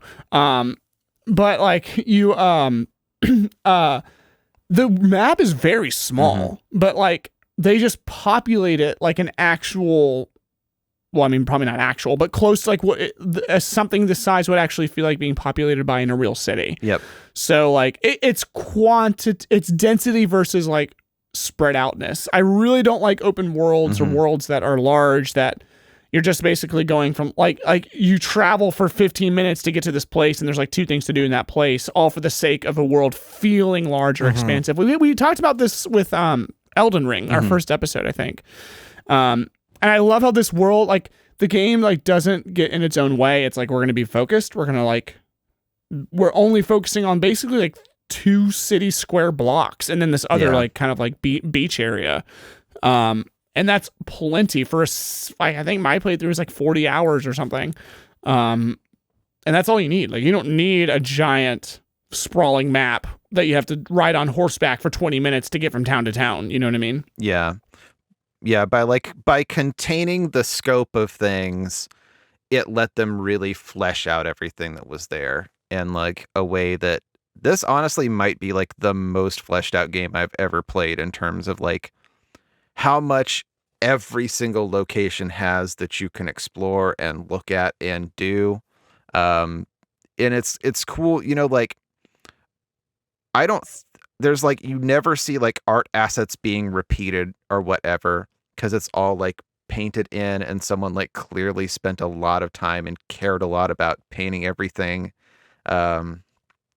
Yeah, it's incredible how full it is. 100, yeah, totally. Cool. So, any other thoughts or things that we want to discuss specifically about the gameplay? Because next up is like story and writing, and we've already been talking about story and writing, but I kind of want to talk about that some more, and I think it'll be a chunky discussion. So, anything else we want to talk about, like gameplay or like actually playing the game specifically, before we move on? It's kind of, because all these things are so hand in hand, it's kind of hard for me to figure out whether or not this is right, because both of these topics blend what we're about to talk about and what we've been talking about. But I'll say the way that the game was designed to be played, with like the whole RPG system. I have never played a game that compares to this in feeling like, I have never played a game that so close hits home to choices. Your choices matter in the game. Freedom of choice and player decision impacts the game. And that's not to say that a lot of your choices won't really change outcomes of the world around you, but it changes everything for your character and your internal, like the way you view the world changes, not so much you change the world with your actions. And And it has the biggest impact that I've ever played in a game. No other game of choice like Mass Effect or these other games even come close to how much this game puts in the player's hands for controlling your destiny, because I mean, you're essentially creating the character that you are, and internally all of that varies wildly. Obviously, we haven't been talking that much about the game, but we have had some very drastically different experiences just from our like one playthrough, and I'm sure that can just go even. I mean, you could play this game, I feel like, thousands of hours and experience new things and a different viewpoint. So it's really cool. It was really cool to see how much this game made choices matter, and like player agency, like you are the one in control and piloting, and every decision you make it has such a great effect. And that was really cool. I liked it. I have like one other thing. I feel like this is something we can just briefly go through, but I feel like it's worth discussing at least. I'm assuming both of you played on computer. Is that correct? Yes. Yes. Okay. I played the Switch port. How did the computer one run? I had no issues. No issues. I've only Ran ever great. Any Did weird the Switch glitches? The Switch one's not bad. Yeah. What It happened? controls a little bit weirdly. I mean, it was like very playable. I didn't mind it. I'm assuming in the computer one, you like a mouse over stuff to click on it. Yeah. Yeah, Yeah. and you can hold tab and it'll show you all the things you can click on, which is really nice. Oh, that would have been very nice. The Switch one, you like push the right thumbstick to like switch between different things you can click on, which is weird. It's kind of clunky, but it works. One thing that I do feel like is worth talking about, just in terms of a historical point about this game, is that when the console ports initially released, they were beyond broken. Oh, really? To the point that most people could not actually finish the main story. No. Yeah, so like Oh, Michael wow. Swaim talked about it, and he talked glowingly about how much he loved this game, but he said like he got locked out of actually finishing it himself and had to like watch a YouTube playthrough of the end of it because it was so broken at that time and didn't get patched until a couple months later. And he described it as being like going to a movie in like the movie theater, and it was like a 20-hour long movie, but it was the best movie you've ever seen. And then like 2 hours from the end of the movie, the attendants came in and just like kicked you out. Oh no. Which like That it would be sucks. heartbreaking awful. to not get to finish this game because it gets you so invested. But I do feel like that's something that's worth like at least like considering. And this is an indie team. Like I want to give them some leeway, but at the same time, if you release a game where most people at the time of release can't finish it because it's that broken, you should have held that's a your release problem. back. But that's no good. Yeah, it's a small, That at sucks. this point, historical point about this game because now it works fine. But Well, it's just a limitation to Yeah. the medium, which is really annoying. Video games, video games is art, quote unquote, or whatever. Have a pretty big. There's a lot of barriers of entry to Sure. experiencing really good games, which is like really frustrating. And that's one of them. Just straight up glitches or the game not working. yeah, Which is really annoying. I did have one other thing, and I can't tell if this was a glitch or if it was a weird power that I got and didn't know what the power was. But every time my encyclopedia skill would activate, it would give me $2. Whoa. What? That might is that So a, every hold on, I'm time gonna I was look that having a up. conversation with someone and my encyclopedia would like get procced and come in and say something, I would just hear the like money sound and get $2. Oh, that's amazing. So That's I ended the awesome. game with like more I money think than that's I a- knew what to do with. I think that's that seems like a glitch. I don't It's see gotta be, anything yeah. mentioning that. Wow, holy shit, dude. Damn, dude.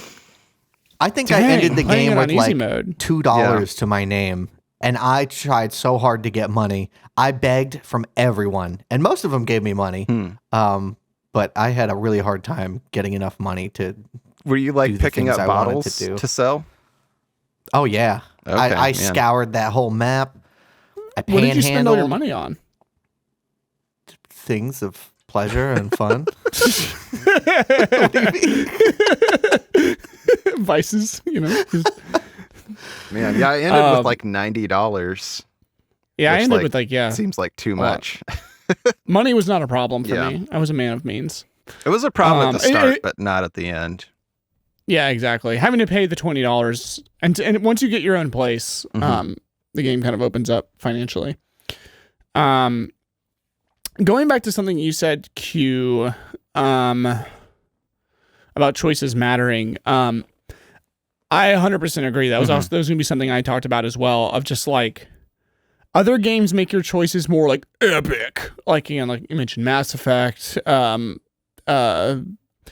games do that too, where like your choices like really affect Fallout. Your last game, BioShock, infamously or famously, exactly, has decisions that matter. Right, exactly. That end up not, and some of them pull it off to varying degrees of success. As I kind of talked about with BioShock, is that I feel like the choice aspect is kind of mishandled to some degree. They had good ideas, good thoughts, but I feel like ultimately did not execute as well as they had seemed like they were going to. And like, like the Fallout games do a good job of that, right? Like where like you can literally blow up a city like with your choices or whatever. But what Q was saying that I 100% agree with is like the only other game that's made me care about my choices as much as this one is Undertale, which I've mentioned almost every episode of this show. Like, even though like you can't really affect the plot, like the people, you're going to figure out the mystery. This, the ending of the game is going to be roughly the same. There are variations to the ending based on if you find a certain secret animal or not. But by and large, you're going to get broad strokes at the same game as other people. But the way your character is and the way your character experiences the world can be vastly different. And the way people perceive your character can be vastly different. Yeah.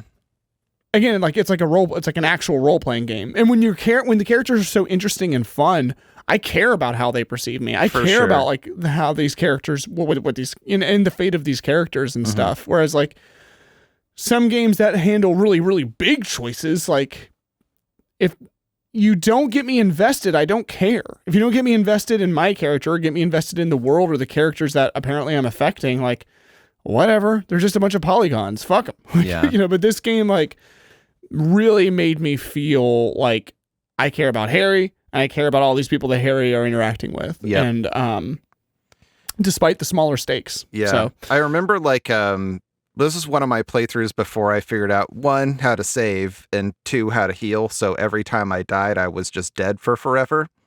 And had to restart. Jeez, holy shit. I'd got to that place where you're going through the dumpster outside of the Whirling and Rags. Yeah. And you find this is a good example of choices that you might not even think about as choices at the time that can have an impact. So you like open this dumpster up and dig through it for evidence.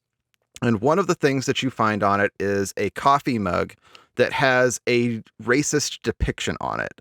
And my thought was this could be evidence of who was here. So I picked the coffee cup up and Kim was like, no, that's not evidence. And I was like, it could be, and put it in my jacket. And then like Kim just gave me a disapproving look. And that was so devastating to me that like, oh, Kim thinks I'm a racist now.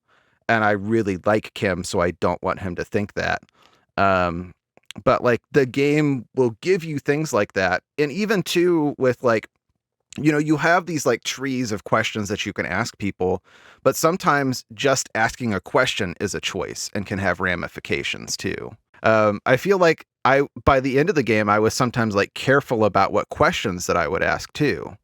Cause you'd see a question, you'd be like, I could learn something from this, but I could offend this person who I don't want to offend. And not even offend, like they could trust you less. They could like every little, exactly. Like, even if it's not a check, just by like saying something, you can alter the course of a relationship with somebody. Well, it's really cool because that would affect certain checks because you can see your multipliers, like your bonuses and minuses on a check, and it'll be like, -1 because you said this to this person. And you're like, oh, shoot, if I never went down that dialogue and offended them, I would have a higher percent of passing this check later on when I'm trying to get some information out of them. Yeah, and I love kind of again like in this system of the checks, and I love how kind of like what we're talking about, how the checking system gets you to think about your choices without thinking about the mechanics. Like you can upgrade the different stats and stuff, but the check, it's like it never goes into detail about the different statistics. Like it doesn't want you thinking about the numbers really. It wants you, like it shows you 56% chance, 30% chance, 85% chance of success or whatever, but it doesn't go into detail of like, this is how this game figures it out or whatever. Like it really wants you to get into the mindset of you are playing a character. And then like, and then when it shows you like what's making it better or worse, it doesn't like, it like kind of what Q was saying, kind of what you were both kind of getting at. It shows you your decisions. It shows you like the story aspects that you chose to do. It doesn't like get you like, well, if you add this like multiplier here, you'll like, you know, it doesn't do that. Like, which is what RPG systems are supposed to do. I mean, like, well, okay, this is kind of getting a little bit, losing the plot a little bit. Like, that's what a lot of RPG systems are supposed to do, and the ones that I enjoy more. Some people like min-maxing, and they like, you know, doing all the math and getting all the numbers really, really good. There's nothing wrong with playing RPGs that way. It's satisfying in its own way. But I think a lot of times when RPG games are really singing, when they're really doing their what they're supposed to, it's when the numbers facilitate choices, and when the numbers facilitate story and character. And this game does that. Like it'll show you the check. It'll show you if you hover over it, it'll show you the math if you want to see it. But it doesn't want you thinking about that. It wants you thinking about like, what have you done to make this choice work or not work? Yeah. And yeah, again, love that design.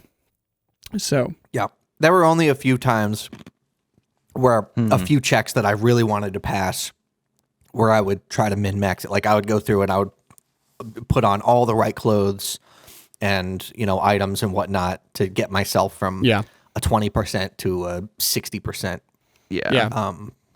But most of the time I never still feels good about because that. The game is so good about failing forward. Like a failed check isn't like fuck. It's just like, it's a new opportunity. It's like, well, what happens now? Yeah. Like I said, I failed most of my checks throughout the playthrough other than like the physical ones. And it was great. Cool. Well, let's get into the meat of the story part. And the writing part. So lots to say here for me.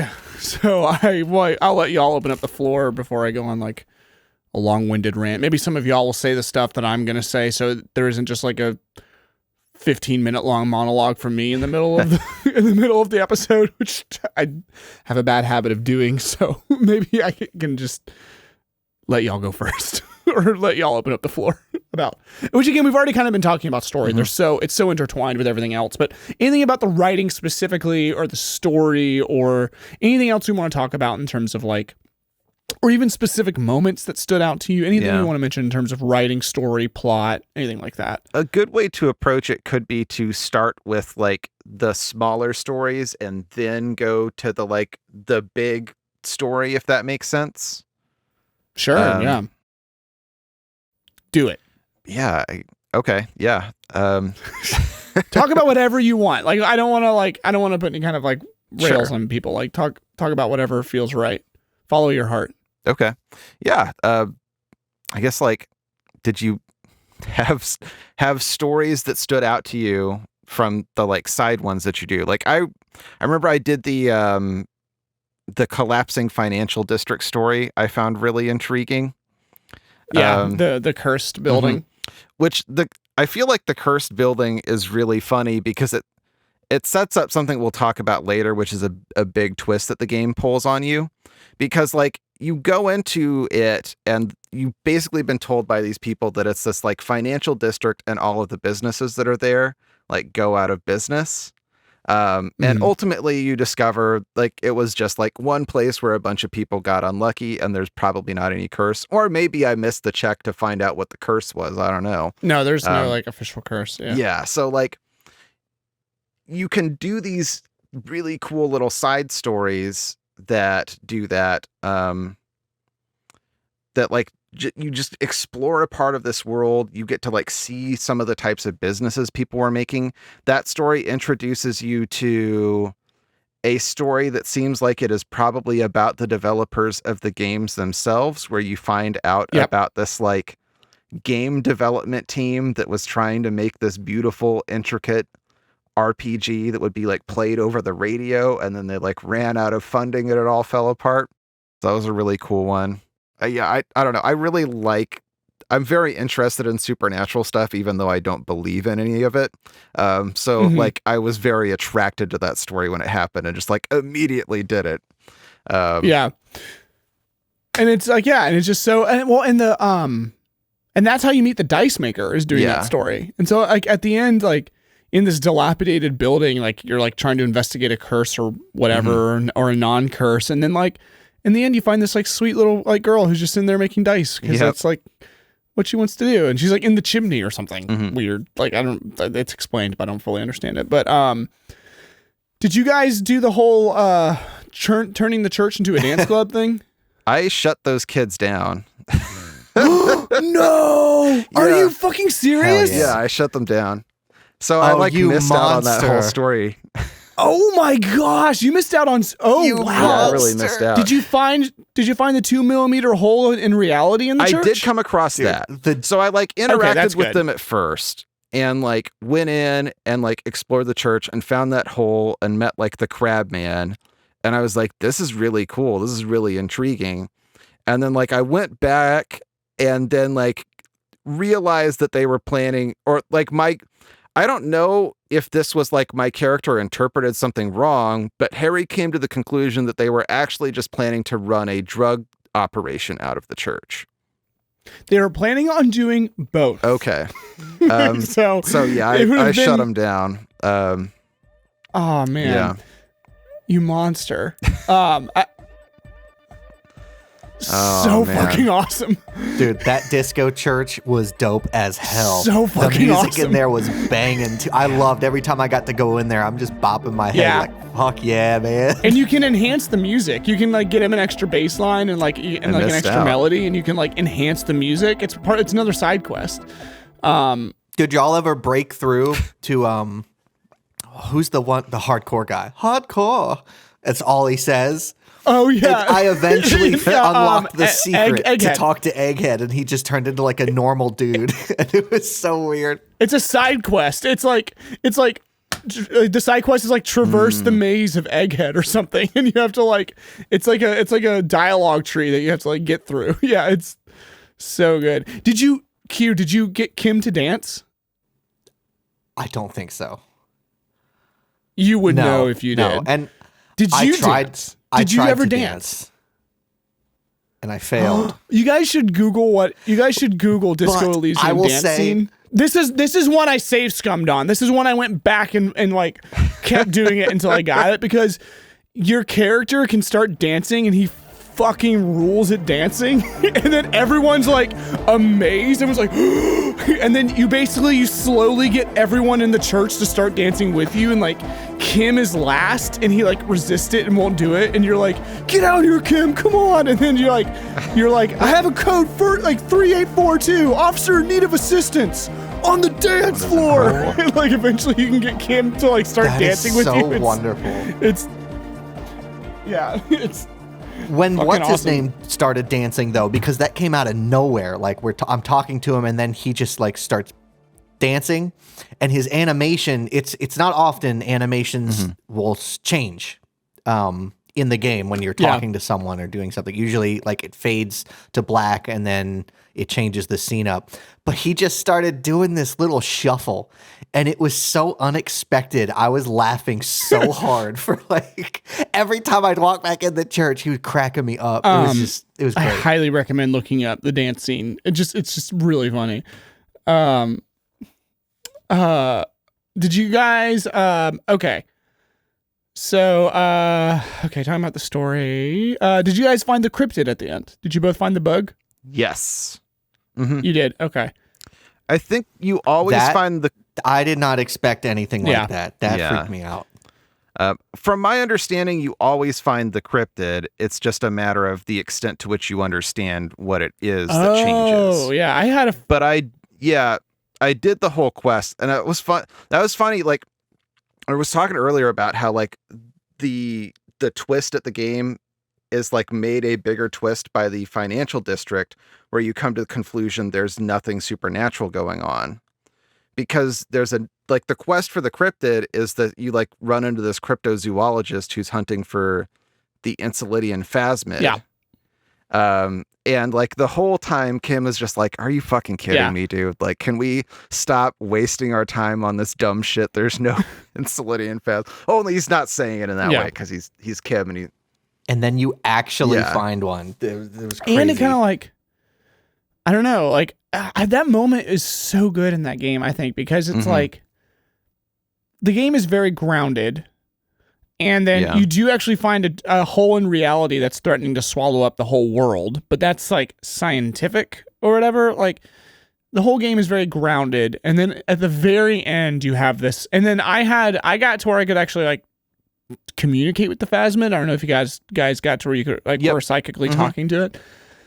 You have this like almost like it feels like almost like a transcendent experience or something. Like it feels like supernatural. And like here at the end. Especially like because that happens right after the reveal of the killer, and the killer's just this like sad, deranged old man, like kind of like who's like stuck in the Revolutionary era. Like I feel like the reveal of the killer is actually a little bit unsatisfying. But it's just the super mundane thing. It felt mundane to me, and then like right after that, like and that's kind of like how the game. Like it's kind of grounded the way the whole game is, and then like just when you're like, okay, well I guess that's it, we'll take him back. Like you run into this like crazy supernatural thing, and it's just like, and yeah, it is also validating if you like are constantly like if Kim's like like rolling his eyes the whole time, and you're like, see, I told you, yeah. Speaking of transcendent experiences, did either or both of you go to sleep at the end of the game and have the sequence with Dolores Day? I did because you told me to. Yes. Yeah, because I didn't want to shape y'all's experience of the game too much, but I do think that is a like really, really amazing sequence in the game. Q, did you get that sequence? I did. I was finally able to check mark my quest on giving Dolores Day figurines. I didn't get enough figurines to do it. I gave her the figurines, but she was just, I don't think I had enough. I don't know what happens when you... Oh yeah, I only had one, and she was like, I don't want this. What happens when you complete that side quest? It just goes away. Oh, okay. That's all I noticed. I didn't get anything special. Oh man, so again, I'm a sensitive emotionalism boy or whatever, but like I love that scene of you like talking to your ex-wife. Like I just thought it was like insanely powerful. Again, like, and so okay. So I feel like some of the moments in this game and some of the stuff in this game, if it was handled by worse writers, would be kind of like eye rolling or cringe a little bit of like, I have this theory on, not theory, it's a strong word. I have this kind of like approach to like writing and storytelling that is not, take this with a grain of salt. I'm no expert. I'm not a writer or anything like that, but I kind of feel like in writing, like gravitas and seriousness has to be earned. And so I feel like I feel like if you come in hot with a story and your whole story is just like dripping with like sad emotionalism or like edginess, like, and it's just dark for darkness sake, that's going to be like off-putting to the reader, listener, watcher, player. And again, it's kind of like if you were at a party and you met someone for the first time and that person just immediately started being an edgelord or started talking about their like tragic past. I feel like you kind of have to like get to know a story or a game or a plot or a writer before they kind of like earn this like emotional payoff or whatever. And by the time you get to the end of this game and you have this interaction in your dream with like the setup is so cheesy, right? Like you go to sleep and you interact in a dream with a woman, with your ex, who is kind of like represented by like a goddess. And it's like, and when you say that on paper, it sounds a little bit like, I don't know, trite or a little like hokey. But I think this game earns it so well because like the writing has been so good up to that point. It's been so fun up to that point, and then you get there and you finally get this like emotional. It's not catharsis, but it is closure. Like, did you all talk to her extensively? Did you exhaust all the dialogue options and stuff? I think there were a few that I didn't ask because I, again, was like being very careful about what questions that I asked, but I tried to explore it very thoroughly. Yeah. And that scene was so much more impactful because I also, did you speak to her previously? Oh, on the phone. Earlier in the game? Yeah. Mm-hmm. On the phone. Wait, that was your wife who you talked to earlier on the phone? If you call enough times, your muscle memory in your hand starts to dial, and it's like a really intense scene where you're like, you take like 3 points of morale damage doing it and or then, something. Like it's like really hard to. Yeah, and then a woman picks up, and she's like across the world, and it's the middle of the night, and you can hear like another man snoring in bed, and you have this conversation, and you realize, oh my gosh, I'm talking to my ex-wife, and you're trying to get information, like, who are you? Who am I? Like, still trying to get information from her. But yeah, there's like a really exhaustive sequence where you can call her on the payphone, and then meeting her again in your dream, then you have a little bit more backstory and knowledge, and you're like, okay, I kind of know what's going on here. It was cool. It was interesting. Yeah, and yeah, I just think that final scene, I think you can play that scene differently. I think I always end up playing it as someone who's like super like can't move on and is like super like, I think you can play it in a way where your character's like more well adjusted and like is not a sad sack who's like talking to his ex or whatever. And but that's how I always play it. And one of my I don't know. Go ahead. Is that something you'd have to have like set up ahead of time? I don't know. Because I feel like the options that I got were not options like that. Like I kind of wanted to see if like Harry could get to a place where he could like kind of move on. And she was like, you'll get over it in time. She was like, like it took me a couple years. It'll take you 20 years. Yeah, she said that to me too. You're like 6 in. Yeah. It might be the same, but I thought I remember seeing dialogue options that I did not choose that are like, it's okay, it's over. But maybe not. I don't know. I might be dreaming. I might have made that up. But one of my favorite, like, I don't know, just like quotes from the game is in there. It's kind of a dark quote. I may edit this or not include the full quote because it's kind of like fucked up, but it's also like really lovely. She says this to him. He's like, you're talking to your ex and you're like, this is awful. This is terrible. I can't, why is this happening? I feel awful. And she says, this is real darkness. It's not death or war or child molestation. Real darkness has love for a face. The first death is in the heart, Harry. And when I read that line, like I was just like, oh, it was like a gut punch to me. I don't know. Like it was just, or heard that line. I just think, so which brings me to the writing of the game in general. I think the pros of this game. So we've talked about games with good writing previously, and those games do have good writing, but I feel like this game has really good writing and just like the pros. Like the guy wrote a novel. The guy is a writer. Again, he learned about video games later. Like he was a writer first and like a game designer second. And I think that really shows because the writing in this game is some of the best, like actually, like how it's actually written is really, really good. Again, my favorite in a game I've ever experienced. Yeah, it is so good because it's written.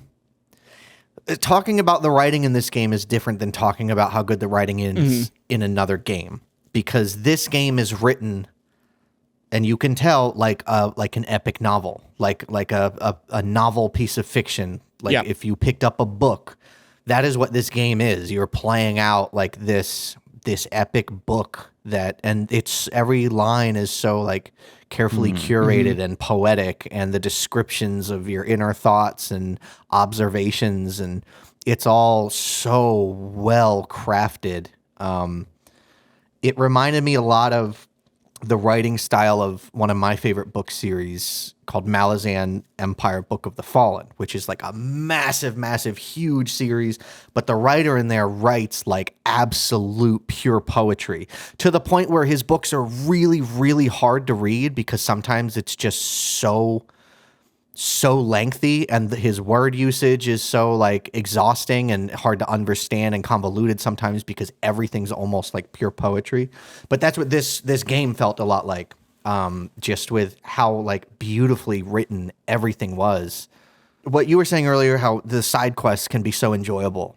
Something that this game does so well, because it's not predictable. It's so like gritty real in this game, where it has like, you're grounded in reality, but sometimes you're hit with these kind of wild things. You're like, oh, this is actually like finding the phasmid. It was crazy. Yeah. But like the side quest of you're outside the bookstore and you start talking to this lady who's reading a magazine, and you're like, I'm a detective, let me detective for you. So you're just grilling her on, where's your kids? Where's your husband? Your kids are lost. They have to be lost. And then she concludes, no, they're not lost. And you're like, well, what about your husband? Is he lost? And then she's like, well, he's been gone for a few days. And then you find out like he's a drunk, and you're like, well, I'm going to go on this mission and find your husband. And you're just like, okay, whatever. You're just a weird detective. And then you find the dude, and he's dead on the pier, and you're like, oh my gosh, like we actually found something here. And then you go back to this woman's apartment and like break the news, and it's like actually really heart-wrenching that this silly little side quest did turn into something more serious with more levity, or like more weight to it, which I actually bombed the delivery of giving her the news, and I felt horrible. What did you do? What happened? Awful. It was something like your intuition is telling you like how you need to like break this to her, like easy and compassionate, and like don't just come right out and say it and whatnot. And then basically I failed the check, and I was just like, I screamed, he's dead. Your husband's dead. No. And then Kim like looks at you like with this face of horror. And after we left the building, Kim had, the few moments Kim turns to you and you have a forced dialogue with him. Yeah. And he's like, what the hell is that? Yeah. My Kim was like, you did good. Yeah. If you succeeded, it's really well written. And one thing I really like about it is like, it's very nuanced in the way that it's written. It's not melodramatic. She doesn't immediately break into like wailing, she like, you can tell that somewhere in her heart, she kind of like always knew this was a possibility, and like, it's sad, but she's like, okay, can you go now? I'm like, I don't know. I don't know how much I want to reveal about my day job, but I have to talk to like the families of people who have recently passed away on a very regular basis. And like, people take death in all sorts of different ways, but like the way her actions are written, like I have talked with people who like, that is how they deal with it, And so like, I don't know. It's a very sad story, but I think it also is a really well written story. And it's one that like, I think will really stick with me from this game. Yeah. And this game just, it's a very human way of handling it. It's just like every other kind of aspect of the storytelling. I think it executes it really well. And that's a particularly powerful one. One other thing, I know we're running long. We always run long, but one other thing I want to talk about regarding the writing, and I'm about to piss off anybody who might be listening. I'm about to piss off the dear baby listener. I hope you can forgive me. So, okay. One thing I like about this world building, this game's world building, it uses a lot of what's called, or what I've heard called, I'm not a scholar on it or whatever, hard world building. So I don't know if you guys know what that term kind of alludes to. So there's hard building. Again, I saw this in a YouTube video, so I don't know. It wasn't a video about Disco Elysium, but it was a video about this concept. I don't know if that YouTuber made this up, but it's a really good paradigm to use when thinking about world building, of hard world building versus soft world building. So hard world building is really concerned with the actual facts of like how this world exists and how it came to be this way and how the systems in this world work. And soft world building is like, they aren't really worried about like, how does this world work? They're more worried about how does this world feel? So an example of like hard world building would be like George R.R. Martin, right? Like the world of Westeros is extremely fleshed out. If you were to ask George R.R. Martin, like, what happened 100 years ago before the events of the story. He would be able to tell you the entire lineage of every family. He'd be able to tell you the entire, like, all the different relationships, stuff like that. An example of soft world building would be like, Harry Potter's a good example where, like, she just kind of seems throughout the series, however you feel about the author now or whatever, if you read the books through the series, she kind of just seems to be winging how stuff, like the relationships between the world. Or another really good example of world building that I know Rob at least enjoys is Miyazaki. Like, you know, you're not really, it's not so much about like, this is how this works and this is how magic works in this world. Like, this is like how, like, it's more just about like, how does this world make you feel? Yeah. Like, whatever needs to happen to sell you on the feeling of this world. And so what a pet peeve of mine, and this is why I've never, whenever I've tried to read, again, I'm about to come across like an asshole. Why I've never enjoyed J.R.R. Tolkien's books, is that he is like, you know, the king of like hard world building. Like, he literally made a whole world or whatever. And I find that he gets, like, if you're reading a lot of if you're reading Tolkien, and he's not the only one who does this. This is like, I think, a symptom of people who are very concerned with hard world building. A lot of his characters aren't very personal or personable. They're more representations of like what is in that world. Like, Legolas is an elf first, a person second. Like, Gimli is a dwarf first, a person second. And what I like about this game, coming back to the game, is that the writer, to me, clearly did a lot of really hard world building. So, like, there's mountains of dialogue about the history of this world, about the revolution, about the communists, about the kings that were there beforehand, about the current geopolitical system, about the companies that are running that own the docks versus the shipping companies that are like, if you went to the writer of this Kurvitz or his team of writers and said, like, what happened 20 years ago prior to this thing happening, they would have a list of things that they know. But what I like about this game is that it has its cake and eats it too, because the characters are not, they are people first, and then they may also have opinions about the world too. Like, they are like, you can go your whole playthrough and not give a shit about the history of Revachol and still have an amazing time and get a feel for the game. Whereas a lot of like other pieces that are like have a lot of hard world building, like Tolkien, like J.R.R. Martin, or George R.R. Martin, if you do not engage with the world building of those authors, you're missing out on like a big point of the story. And this game like does both. Like, if you want to dive into the world of Revachol, you can. In Elysium, you can. If you want to just ignore that and fucking sing karaoke, you can. And both are going to be extremely satisfying experiences. So, yep. I'm sorry. I may cut that. I don't know, or shorten it. That's a long rant. I just, one thing I really like about this game is that it does both it does hard world building, but doesn't fall into a lot of the traps that I think hard world building often does. So, anyway, do you guys have any criticisms with any of the like ways anything is written? I know that I have one. No. Go ahead. So I think because I've only been saying nice things. So someone needs to come in here and bring the heat. I think the like one that really stands out to me is the way that the game deals with racism, because you run into people who are racists, but they don't feel like realistic depictions of racism to me. Like the one who's like the biggest, he's like Machine Head or Motorhead. You know who I'm talking about? Measurehead. Yeah. Which like the dude is like coated in bodies. He's literally a phrenologist, where like he thinks that like the shape of your cranium like has, and you know, like tells stuff about you. And I'm not saying that there aren't racists who are like that, but I don't think that's what like most racism that we run into today is like. And so like it's fine to say it's just a story. It doesn't have to be relative to what our world is like. But at the same time, I guess I would have liked a more subtle depiction of what racism is like that I could take something more away from, because the racists in this game are so cartoonishly racist that like, and again, there are people out there who are like that, but the majority of racism that's out there today is not that on its face. And I just would have liked to see something more subtle from it. But so I do think that. Mm-hmm.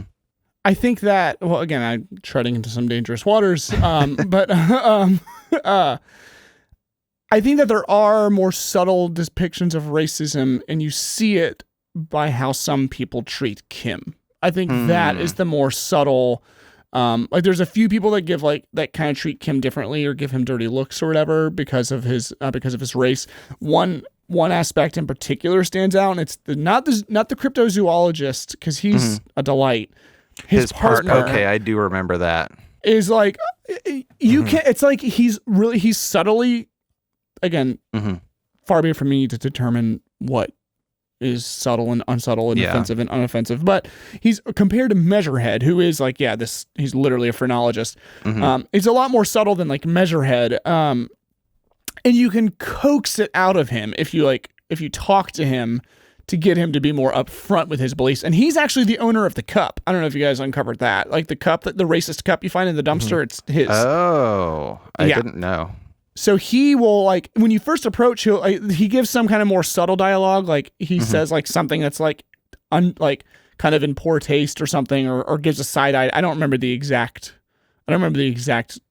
interaction, but he gives Kim like some kind of thing that indicates like, oh, this guy might be an asshole. Yeah. And then I think you can coax it out of him. And then there's another racist who's standing outside the Freet. The lorry driver, but he was also like very forward about his racism. Yeah. So, and the other thing I would say, were the Hardy Boys, did they have, I can't remember if I just completely didn't like them for different reasons. I don't think they were racist. Because they were sort of, no, maybe not. I do think that the game has to wear, or maybe it didn't have to. So I think it's a fair criticism to be like, oh, these are caricatures of real ideas and real problems. Other ideologies, which to say racism is an ideology is obviously like it's incredibly toxic and obviously not on the same level. But I think it presents that in the same way that it presents everything. Like the people that are like communists are incredibly like over the top. Like if you play a communist in the game, like you're not like a subtle communist with like, like, well, let's think about how we're going to redistribute the means. You're a full blown, like, just like, the bourgeoisie must be killed and like, the proletariat needs to like seize all of them. Like, you're not subtle. And same thing if you become like, the neoliberal, like capitalist, like whatever, like all of the, like, I think all of the ideologies are incredibly on the nose. Now, maybe having racism or fascism be one of those ideologies that, in the first place is potentially, not, you could argue is not a good choice. But I think it does present that ideology in the same way that it presents the other ideologies, for better or for worse. So that's fair. And I think there's something to be said about like, hopefully if you're playing this game, that is awful. Yeah. The game isn't trying to teach you a moral lesson. It's letting you make your choices about like someone who's racist and someone who's awful and has awful thoughts and is very open about their awful thoughts are not going to present them as being awful. So the game doesn't present them as being awful. Like, hopefully you just know. I don't know. Yeah. But again, like far be it from me to say how that race is, how it handles it is good or bad. But it's a tricky, it would be great if it just straight up admonished it, but and just didn't. But again, from what I understand, if you actually go down a racist route, the game, people do treat you worse. I don't know. I don't know what's the right answer to how to handle that. So it's tricky. And the game it has so much to chew on also. Like, that's not its primary objective to explore that too. So, yeah. But I will say, after listening to Measurehead spout his ideologies for like 30 minutes I just in clicked dialogue, I didn't even it felt read it. one of the best feelings in the game was knocking that motherfucker out. Oh, you got to knock him out. I felt like such a badass. Like I almost stood up from my chair and cheered. It was so awesome. The scene was just that's so awesome. good. Yeah, I was never physically fit enough to do that. I clocked him cold, and it's funny. So first you sucker punch him, or you punch him right in the throat, and while he's reeling, you have two options.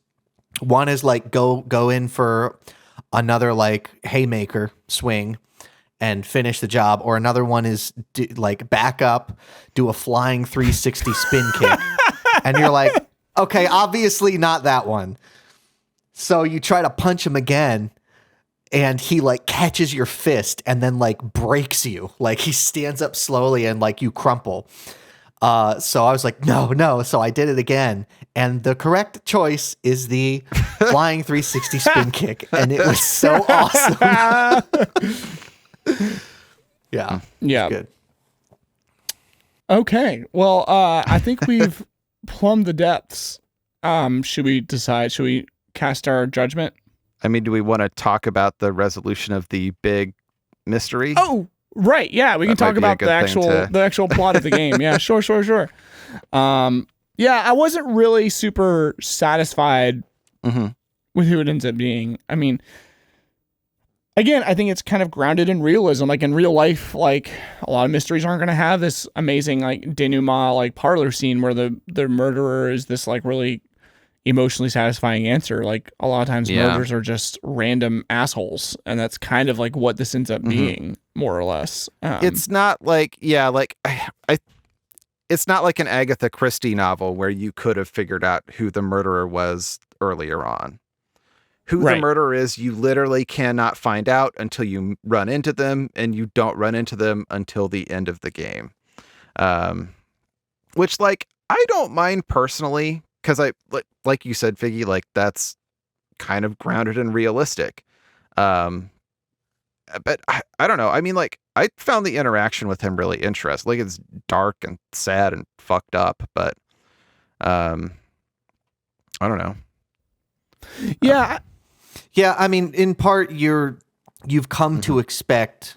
You're thinking that there's a huge like conspiracy behind the murder. Like there's people behind it. There's reasons for it because of the repercussions of what everyone else is doing. Because they're all assuming. So it's starting like this crazy chain of events where you think it goes deeper, and it turns out to just be a tragic murder of this guy with no real political faction behind it or anything like that, but it's inevitably devolving into like close to war, like full scale war, because of all the politics surrounding his death, even though none of these players you've been interrogating have really been responsible for it. Like it wasn't like a planned assassin or anything like that. So that it's kind of a letdown. You're like, oh, it's just wrong place, wrong time, sort of. He did have like political motivation, but also potentially emotional motivation. And also, if you explored the Phasmid story enough, potentially a like psychologically induced motivation from having gone insane from exposure to the Phasmid for too long. Which I thought was really interesting, that the Phasmid, again, the storyline that seemed like a kind of a waste of time because Kim kept rolling his eyes at it, is actually an important part of understanding the motives of the killer. But yeah. Yep, go ahead. No, sorry, I didn't mean to cut you off. No, you're good. I talked for a minute. Go ahead. You did not talk nearly as long as I have. I talked for 15 seconds, and it's time for Figgy to talk again. I don't want to make him angry. He needs to talk for another 15 minutes. I had my 20 seconds. Figgy needs his 10 minutes.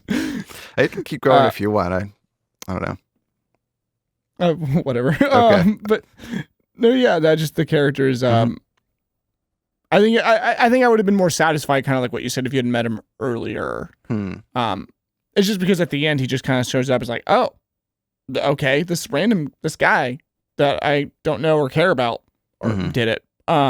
His conversation is interesting for sure, but yeah, I think it could have, from a satisfaction point. Oh man, My dog is behind me and he is farting nonstop. It is just, Oh no. Oh my gosh. I don't know how something that tiny and cute can Jeez. create something so awful and deadly. Noodles. I can see his tail wagging. Oh my gosh. Oh, okay. But yeah, so I mean, like, I thought it was like grounded and interesting, but not satisfying. But I mean, this game doesn't seem to, there's so many other little satisfying things in this game, you know. Like the impression I got is almost at the end that like the murder isn't the reason you played this game. It's kind of like what I walked away feeling after that interaction, which is true, which to me was true, you know. Mm-hmm. I mean, in some ways, I feel like you could kind of make the argument that the murderer, in some ways, is the city of Revachol. Like the history of Revachol, the history of the uprising there, because the guy who is the murderer was like a part of this communist uprising that happened like 50 years before the game is set. And he's kind of just been living in isolation ever since. And did you guys get the dialogue where it turned out he had worked for Everhard at one point? Yeah. He like murdered somebody or something at some point. Yeah, so or something. he like assassinated someone, presumably on behalf of Everhard. So again, there's like part of that history of the world, like contributing to who he was on the day where, you know, you reveal this guy has been like living alone on this island in the middle of the city. And just like, he has this sniper rifle and will just like look through the scope and see people. And this one night he saw that guy in Classia who he was in a relationship with. And he just was feeling angry and took a shot and it hit. I don't know. I kind of almost got the impression that like maybe those weren't the only two murders he had done as well. Like I kind of got the sense that like Revachol is such a violent place and like the law and order there is so, you know, like it's not, you get the sense that the police officers are very much understaffed and there's just a lot of violence in Revachol, and you learn there's like guns hidden everywhere from the revolution. So it feels very believable to me that this dude could have just like been picking people off on the streets of Martinez for who knows how long. But just like, because it's such a violent place, like no one knew, you know? Yeah.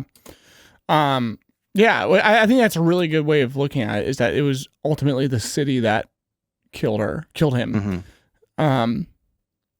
Yeah, that's a really great way. That's a really lovely way of putting it.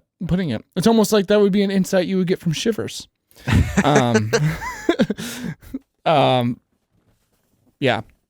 Q, any other thoughts about the overarching plot or the writing or anything else? Because we're barreling towards the end. Not so much. I mean, the ending was slightly anticlimactic, save for the Phasmid, which was a very creepy scene, but it was awesome. I really enjoyed the recap at the end. I think that was more enjoyable than everything previously on the island. Going back, running into, like, finally learning the truth of these two people. They're your partners, and they basically go over all of your deeds and judge you there on the spot. Like, it's kind of like how well did you do on this playthrough? How are you perceived? And that was pretty interesting and satisfying to kind of get, you know, final word, like verdict on your, I guess, performance of the game. Especially if Kim is on your side and he like sticks up for you. Yeah. Yeah. The things Kim has to say just like really warmed my heart. Which again, you can make him to where he doesn't like you. And I think he trashes you and like tries. Yeah. So I played the game pretty straight, like trying to, you know, make good decisions, reasonable decisions. Sometimes I would try to do bad things, but disappointing Kim was so heartbreaking that I couldn't like let myself do it. I had to make him proud. It was really hard to be an asshole. Yeah, he's kind of like the compass in the game, right? Like he both morally and also like he keeps you on track, you know? Like he's your rock. Yeah. Well, one other thing about the cultural significance is I feel like this game hasn't been replicated yet. Yeah. Apparently there's a new indie game called Pentiment. That's people are playing these days. that people are describing as Disco Elysium-esque that I wouldn't mind checking out. But I would love to see more games do this. For sure. It's going to be a very hard lightning to make strike twice, just because like you need to have an incredibly talented writer. And not just an incredibly talented writer, someone who's used to writing in a branching format, which like is not something that challenge. Yeah. Oh, well. But yeah, I would love to see more games like Disco. Yeah, well, and with the whole state of the company and the writer and their relationship, I'm not sure we ever will from this team again. So, okay, let's talk. Hold on. Sorry, brain fart. I was thinking about something. Okay, sorry.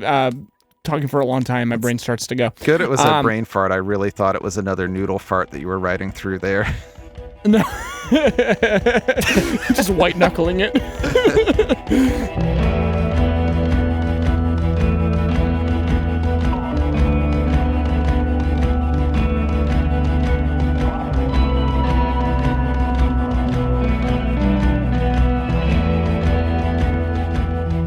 Let's determine if this game is a GOAT. I will go first since I gave the elevator pitch. I do think this game is a GOAT. It's why I suggested it that we play it. Shocked. Yeah, no, I do. I love this game. I absolutely 100% a GOAT. It's, like I said, the best prose I've ever read in a video game. Random throwaway lines are either hilarious or like heart-wrenching or just completely empathy-inducing in ways that I feel like are not only good for video games, are good just writing for any medium. Some of the most engaging characters ever put to a video game, in my opinion. Aesthetically, it's beautiful in a tragic, rundown way. And like I said, this is the only game. This is one of the games that makes me feel like I'm role playing as much as when I play a tabletop RPG. So many games have the title or like the hashtag of like RPG or whatever, and like none of them make me actually role play. In this game, I role played. I determined what kind of person Harry was going to be. And then I would say on like a heavier note, in asking you who Harry is and how he thinks, the game is asking you who you are and how you think. And so because of that, I would absolutely give this game a GOAT. I will 50-50 it for the next person. Okay, Rob? Yeah, I agree. I think it's a GOAT. There's no other game that is like this game. I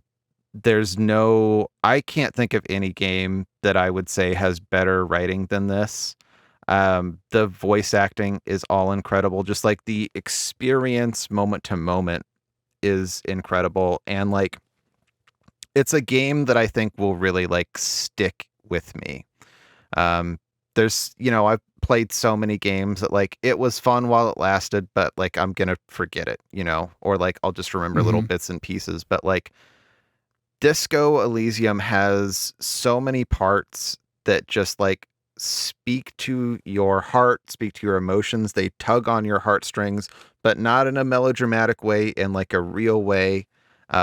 And like the weight of the impact that playing it had on me, at least, is just like I know I can never forget this game and like what type of experience it was. So it's unequivocally a GOAT for me. Yeah.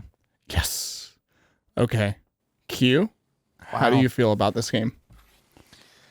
It's okay. You can be honest.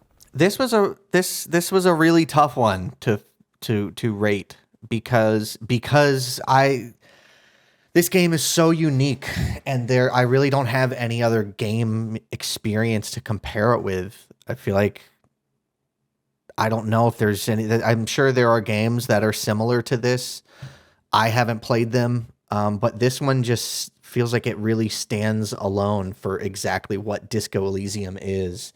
So it's kind of hard to judge it without any other experiences, but even though it's I don't exactly love the game, I don't think that's the fault of the game. I think that depends on the type of person who plays it. The game is very emotionally exhausting, and it's because it's like diving into a novel.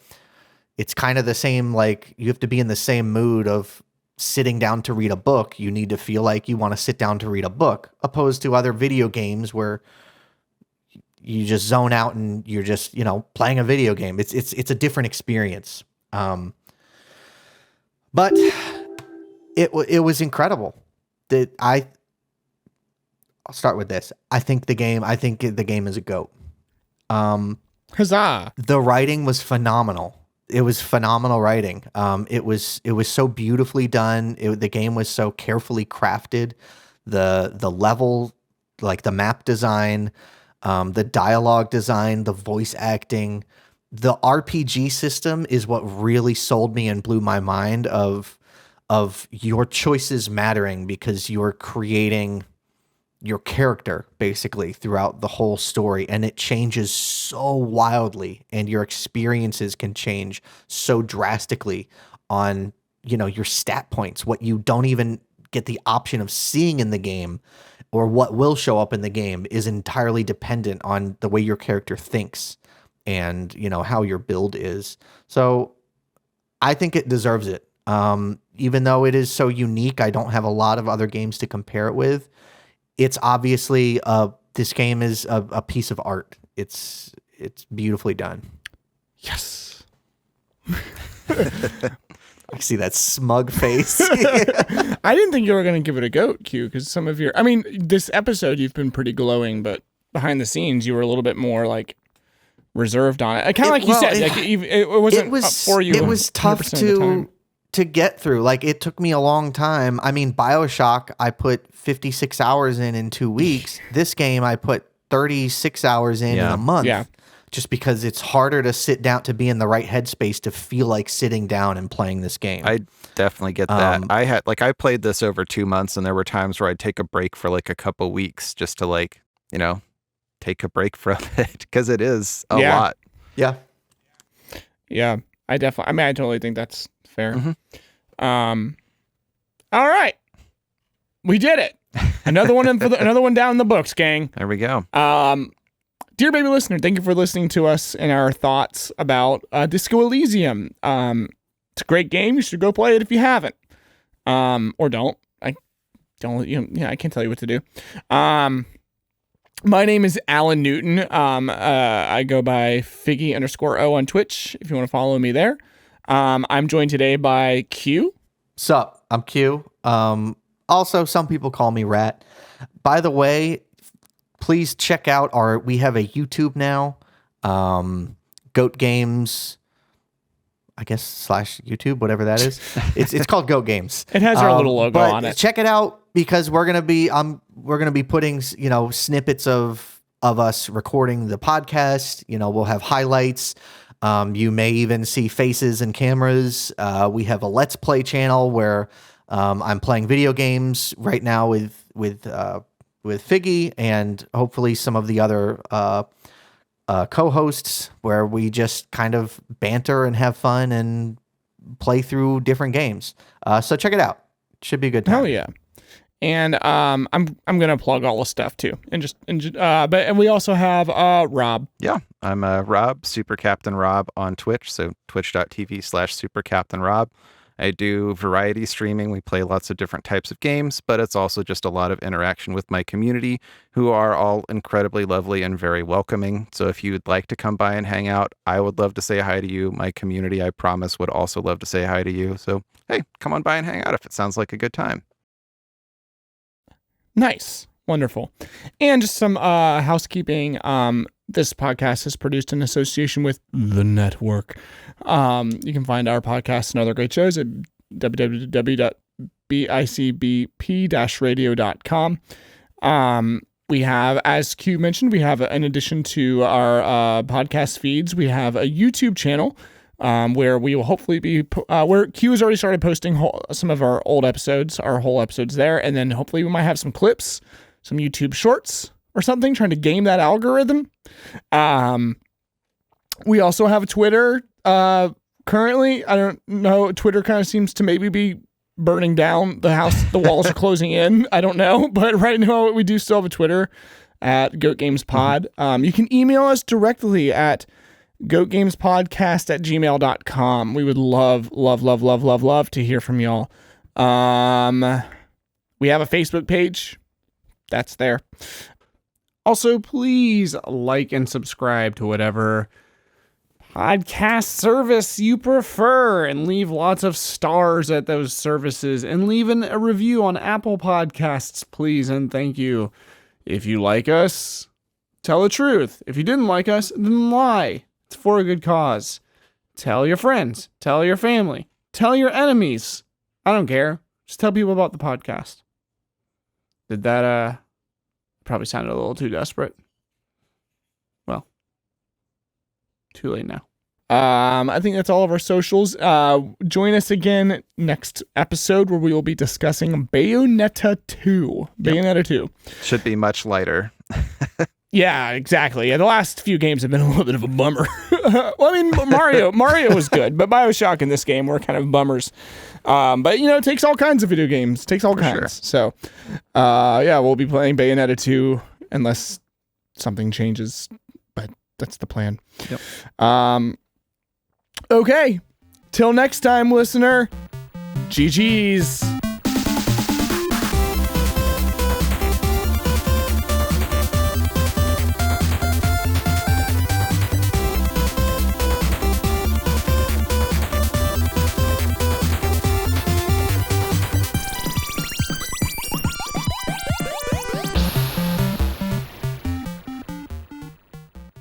Dear baby listener, thank you for joining us today. Today we are discussing...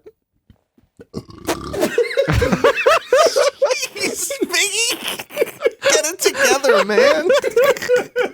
He's just getting into character for the main character of this game. I'm getting into character, yes, for the game. Yes, thank you, Rob. Rob appreciates my method acting. Thank you. God. Morty, come on, we gotta get out of here, Morty. I don't have a mute button. At least I went away from the microphone to do it. Okay. All right, you want to do that again? No, it's perfect as is. Yes, I want to do it again. What are you talking about? That was perfect. Start talking about the game, guys. Go. Dear sweet baby listener. Okay. No, not again. Oh. All right, go ahead and start recording so everyone can hear me berate Q about eating on mic again. You know, like, this is like the opposite of ASMR for a lot of people. Like hearing someone eat is like nails on a chalkboard for some people. You ever see a hippo eat a turtle? Or have you ever heard it? I have not seen that. That's so disarming. I was not ready for that at all. Got him. I've not heard that. Okay. Well, have you seen it? Have you seen this? A hippo eating a turtle? No. Yeah. Why would I have seen that? No, has Q seen it? What? Hell no. I ain't no freak. We're just asking. So you just made that up. You just made that up to throw me off. You just tried to. Okay, you're avoiding the question. You're avoiding the. I mean, you've seen how delicious they make watermelons look, and what's crunchier than a watermelon? A big turtle. I mean, that's like legit why turtles are endangered is because like people ate too many of them. Oh. People. Not hippos, people. Because of the hippo scourge. Hungry hippos, it was like a thing where like sailors would make a shitload of turtle soup. So that's why like a bunch of those like island specific turtle species like Galapagos are like endangered from my understanding is that like is it good when soup, explorers or is it were just all they traveling had? around. I don't know. I mean like it doesn't sound appealing to me, but I also have, they like, come with a bowl. It's really nice. That is, I think, legit part of what the appeal was. Is the bowl is there, designed by our creator to be souped. Just flip them over and go to town. I need to get a big blanket, dude. This window is killing me. It's so bright and shiny on my head. You do look a little bit like God is visiting you. You do look like you're being visited by an angel. Man. I need like Father. You look like you're being visited by an angel. Be not afraid, Q. Gosh, it's driving Be not me afraid, crazy. Rat Parade. Anyway, sorry, it's just distracting me. Okay. Anything else? Anybody doing it? How have y'all been for the past month, past 2 months, past year? Yeah. Anybody have anything else? I think we have enough material for a cold open, but you guys are also just my buddies. So, anybody have anything going on? Absolutely nothing. Yeah. Just trucking like normal. Yep. That's Yeah. about it. There was a cat in my backyard yesterday. Ooh. Oh, Yeah. a cat. Yeah. This is the lives of super popular, incredible content creators and influencers. This is